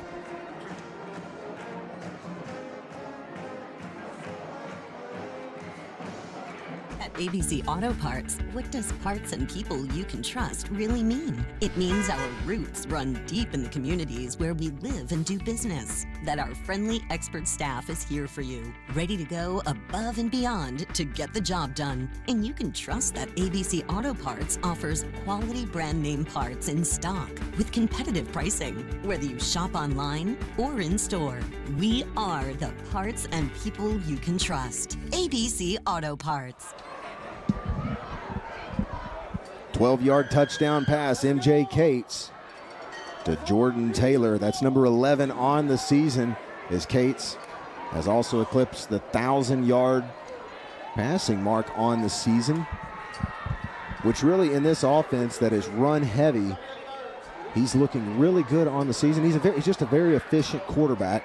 He did throw a couple of picks earlier in this game, but not letting that get to him, and really a strong drive. And, Coach, this really has been a exceptionally fun second half. We have had 5 possessions and 5 touchdowns. Yeah, I mean, and you're talking about the Lions. I mean, you're talking about a team in the Henderson Lions who were kind of overlooked. I mean, coming into the district, you heard about Kilgore, you heard about Chapel Hill. Henderson said, hey, not so fast, we're around. And they kind of put their stamp on this district when they beat Kilgore. And now they were on top of the leaderboard as far as district standings go, and they were trying to say, hey, we're here too. Pirates, after the first district loss to Kilgore, kind of trying to get that back in their favor as well, because you keep on hearing about these teams in the District of Doom. You don't expect anything less, especially in this second half between these two teams. So with 8:40 to go in this ball game, Pirates are up 2 scores. And Khalil Deckard with 2 interceptions tonight for the Pirates. This is his second 2-interception game of the season. He is just electric on the defensive side of the ball. And I've got to think at some point Henderson's going to have to pass the ball because the time is now going to become a factor. They had a quick drive, and then they did run the majority of their plays on their previous drive that was 70 yards that ended in a touchdown. And we see Starling getting them started. Pirates bringing him down, and they are not letting him loose. Good tackle by the defense. That was number 17. I believe that was Dalen Montgomery. Yeah, not letting him go, and I think that may have also been Kassan Bowie getting in the mix. Yeah, but now you're going to see Henderson Lions kind of come up and their race car tempo offense. So quick pass to Coleman. And that's McFarland making the tackle. So Coach, they have really been trying to get the ball in the hands of Coleman in this second half. He just haven't been able to get him going. No, but that speaks to the veteranship of this defensive backfield for the Pirates. I mean, you're talking about Khalil. You're talking about, a guy we really haven't said his name very much, but Carl Turner, who has been phenomenal as of late and all year, all last year. And that's just what it speaks towards to. So right back to Coleman, and he will have the first down for the Lions. That was a good play by Henderson.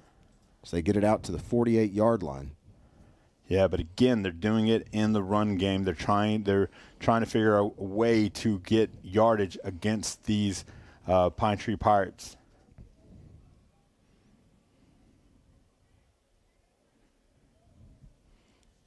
And some movement. He is tough to bring down. It's like trying to hold on to a fish.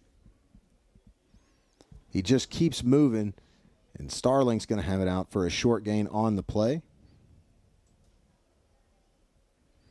Yeah, I think there's a flag on the field, and I think the Pirates are going to get nailed for too many men on the field right there.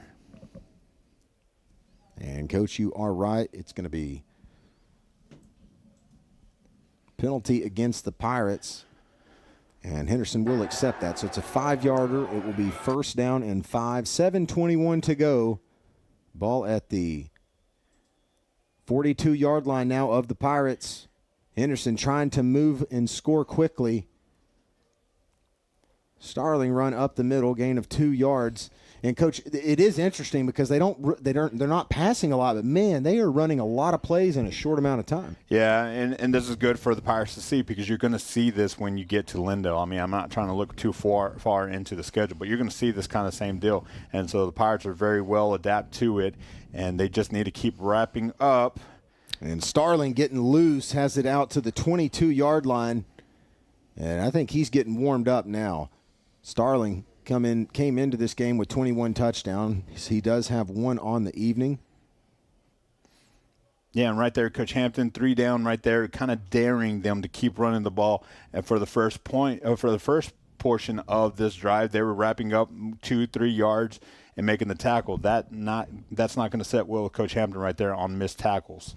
Starling, handoff again, but getting in the backfield quickly was number 8, Kassan Bowie, and then followed up by a crew of Pirates.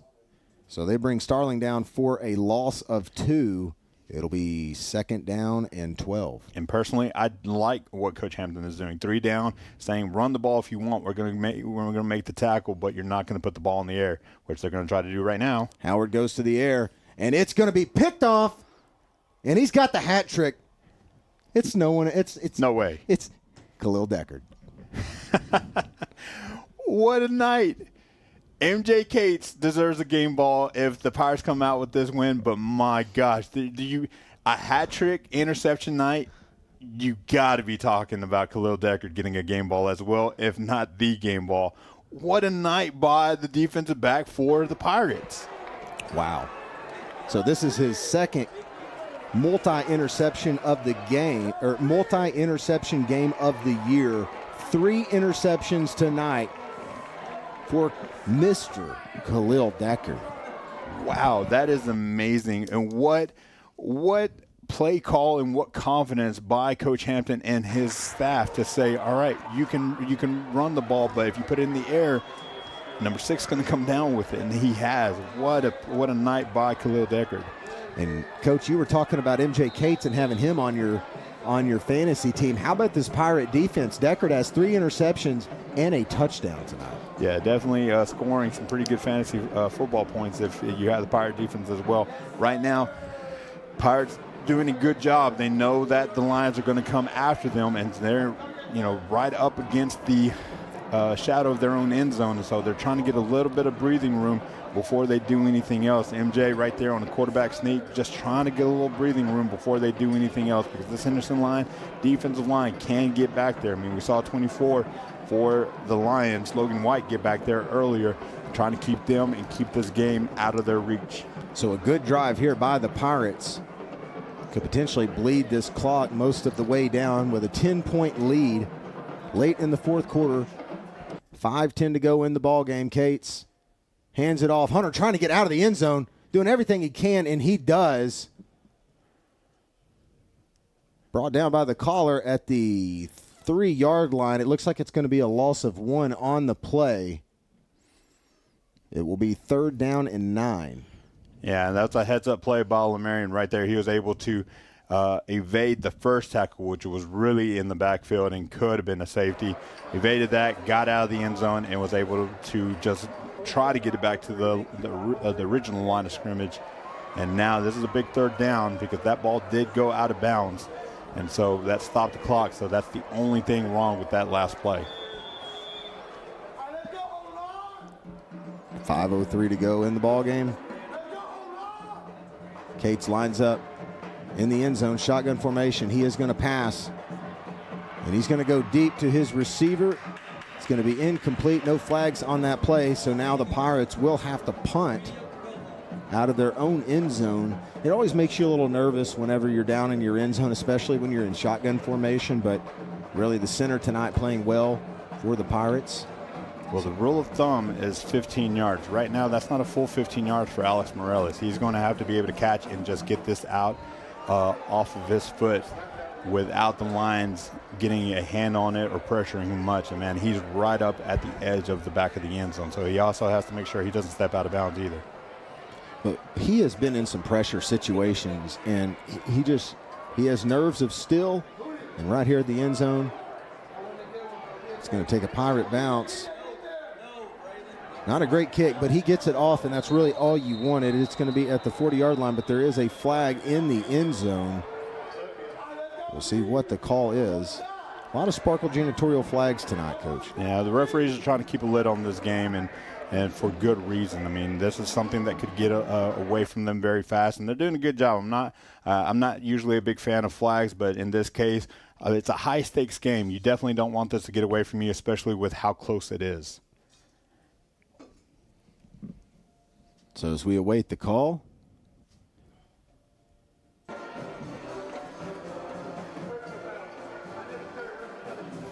it's going to be a holding. It's a personal foul. Well, he said personal foul, but he signaled holding.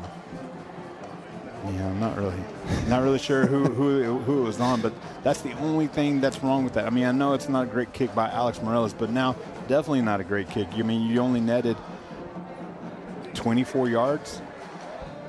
And really, the Pirates only able to run about a minute off the clock with that drive. So still a 10-point ball game, 35-25, but Khalil Deckard, 3 interceptions. One of them returned for a touchdown this evening. Howard at quarterback. He's dropping back to pass again. They try to set up the screen. And the Pirates with a pass deflection. Good job by the defense. Yeah, former defensive line coach here. I was kind of just holding my hands over my eyes because they had no idea that it was a screen. But great job and great coaching by Coach Holmes and Coach Sermons to get their defensive line's hands up and just negate that throw from the quarterback, because if he would have gotten it out to the running back, there's a lot of blockers out in front of him. So good job, good play by the defensive line. So another quick pass. Oh, and it is going to be it was a quick pass to the left and then a pass to the end. I don't know what to call that. I wish I should know what that should be called. It's a double pass. Double pass. Thank you. They motioned the running back out got everybody going one way. Receiver caught it and just looked to the back corner, and really and truly, I'll take the flag. I mean, yes, 15 yards, but it keeps them out of the back of the end zone, and you know what the Lions are going to try to do. They're going to try to run the ball, so at least you still hold some of the cards in your hand if you're the Pirates. So they did throw a flag on that, Coach? Yes, it does look. Yeah, there is a flag in the end zone. Oh wow, it's going to go offsetting because there was too many.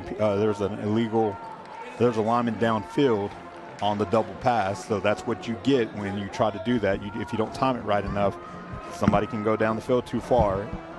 But there was a defensive pass interference, offsetting penalties. Keep playing ball. So 4:35 to go, 35-25, second down and 10. Howard under pressure, and he's going to be taken down by Tadarian Peters for the sack. Really and truly, Mike, I think that's the first sack of the night for the Pirates, and a lot of it has to be said that, Howard has not been setting back there very much. He's been able to pull the ball down, go and get yards, or he's real quick with his release. Not on that one, and Peters made him pay for it. And Coach Hampton, he is firing the cannons right now at Howard. Back to the air. That was a quick catch behind him, but really a good catch by Amari Murphy. But no gain on the play. It's now going to be 4th down and 11. And if you're Henderson, it's not quite the game yet, but it's a big play. And you are in field goal. You're down 10, so maybe you go for the field goal here, Coach. They do have a field goal kicker on their team. I mean, he made a pretty big field goal against Kilgore, but, man, right now he has 10 seconds to get this off, and I would not be surprised if the Pirates can block this one right here. Yeah, 5, 4, 3, 2. They do snap it. Kicks up. No good. And it's no good. So kicks no good. 35-25 is going to remain the score of this ball game. 3:49 to go in the fourth quarter. Pirates now in control, and they're not in the shadow of their own end zone anymore. So Pirates, Coach Bachman, they can get a little bit more creative here. Only a few first downs away. Creative. Real simple, Mike. Run the ball. It's real simple. Give it to Lamarion. Hold it with MJ. Just bleed this clock out. You already know what Henderson can and can't do. You've negated their passing attack. All they have is the run. Run the ball. And I'm pretty sure Coach Bachman knows that. I'm pretty sure that's what he's going to do. But, man, what a night for the Pirate football team. Hunter handoff middle. And it looked like his offensive line just got going a little quick. Pickup of, and we'll give him 2 yards on the play, but the clock does run, so 3:34. Clock's running. Henderson has 2 Texas semi-trailer timeouts. Pirates have all 3 of theirs. Yeah, and you're going to see, I think, a little bit of an I formation from the Pirates as number 28 for the Pirates checks in. That's David Lively, usually a fullback, kind of a tight end player for the Pirates. And the Pirates really just need to get yards here. So Pirates trying to improve to 2-1 in district play. 5-1 so far on the season, 1-1 in district play. Beat Maybank 2 weeks ago, coming off the bye. This is a good Henderson team that beat Kilgore just 2 weeks ago. He was down. And Hunter was down on that play. He's going to have it out for a first down, so that moves the chains for the Bucks. 2:44 to go, fourth.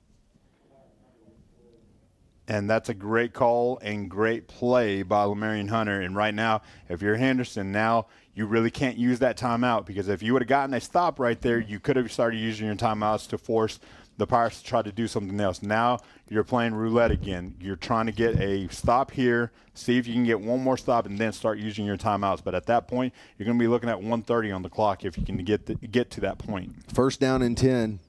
If you can block, you're on the field right now for the Pirates. Cates up the middle, quarterback keeper. Gain of 3. It'll be second down and 7. And, Coach, at what point? Yes, now. Now Henderson will call their first timeout. So Clay Baker calls the second Texas Semi-Trailers timeout of the second half for Henderson. And we're going to take a brief break here in the booth. When we come back, it'll be 2:09 to go, fourth quarter.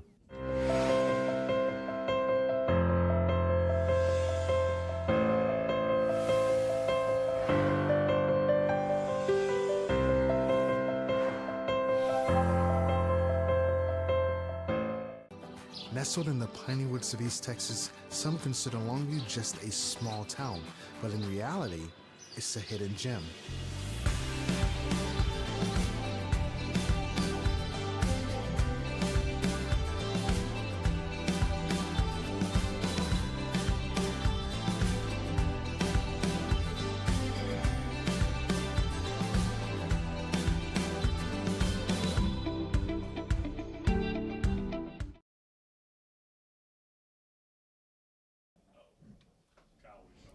We're back at Pirate Stadium. It's 35-25, 2:09 to go in the fourth quarter.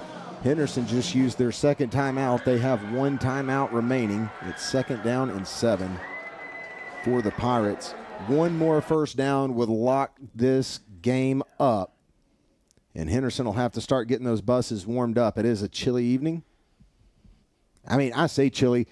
I think this may be short weather for my partners here in the booth, but there's beautiful soccer weather right here. MJ Cates, hands off. No gain on the play. And Henderson is going to call their final timeout of the fourth quarter, and we'll just stick with you here in the booth. One of our cinematographers, our field camera, Kyle Dennis, getting us up here in the booth. Kind of puts perspective on this beautiful stadium, doesn't it? Oh, man, these are the best seats in the house. I mean, I definitely miss being on the field. I mean, being an old football coach, but, man, if I can't be there, these are the best seats in the house, and definitely love being back here at Pirate Stadium. To quote the Wizard of Oz, you know, there's no place like home. Home again, dippity-doo. Yeah, that's another good quote. Man, so all Pirates tonight so far. Really, I say it's been all Pirates. Henderson has played a very good football game. This is a good football team that the Pirates are up against tonight. And the Lions, just like anybody else in this district of doom, you have to take every team serious. Maybank, though, getting rolled tonight by Chapel Hill. Lindell also getting beat down by Kilgore this evening. So the good teams in this district are starting to the cream's really starting to rise to the top after 3 weeks of district play.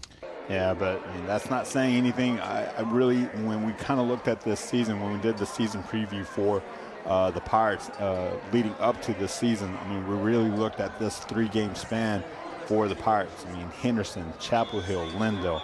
That's a really hard 3-game span for anybody in East Texas.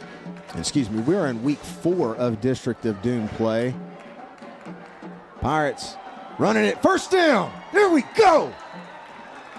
And that is going to do it here at Pirate Stadium. 1:54 to go. Now the Pirates just have to run that clock out. No timeouts remaining for the Lions. And this is going to be a big W for your Pirates. Now, still got to run this clock out, so don't go anywhere. I don't want to get too far ahead of myself, but it's looking pretty good for Pine Tree now. 150 and clock is running. Now, it's the favorite formation for any football team, but especially a head coach / offense coordinator. Victory formation, victory formation. And in the words of the Remember the Titan movie, na na na na, na na na na. Hey, hey, hey, goodbye. What a second half, Coach. This really was a fun football game. Henderson came to play tonight, and, I mean, Coach, we had a lot of touchdowns in this second half. The first 5 possessions, starting in the third quarter, Henderson scored touchdown, Pine Tree touchdown, Pine Tree touchdown, Henderson touchdown, Pine Tree touchdown. This has been a good football game tonight. 35-25, 55 seconds to go. There'll need to be one more knee after this. And this is quite the win for Pine Tree. I mean, after the first loss, the first district game and the loss to Kilgore, you started wondering, hey, what is it going to look like? What is the playoff picture going to look like for the Pirates? I mean, and then you saw Henderson beat Kilgore, and then it's like, oh, what does this really mean for the Pirates?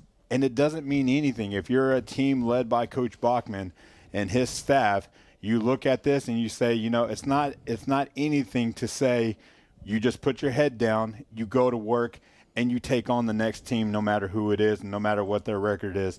You had an undefeated district Henderson Lion team come in, undefeated no more.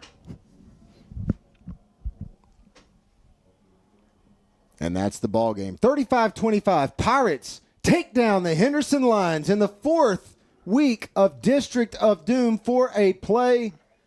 Pirates improved to 2-1 in district play, 6-1 on the season. Henderson will go to 6-2 on the season and 3-1 in district play. You are now in the ABC Auto Parts post-game show here on the Verabank Pine Tree Live broadcast. This was a fun ball game tonight, well played by the Pirates. They came into this one after the bye week, and it could have went so many different ways. Henderson got started off very hot in this one. They were up 7-0.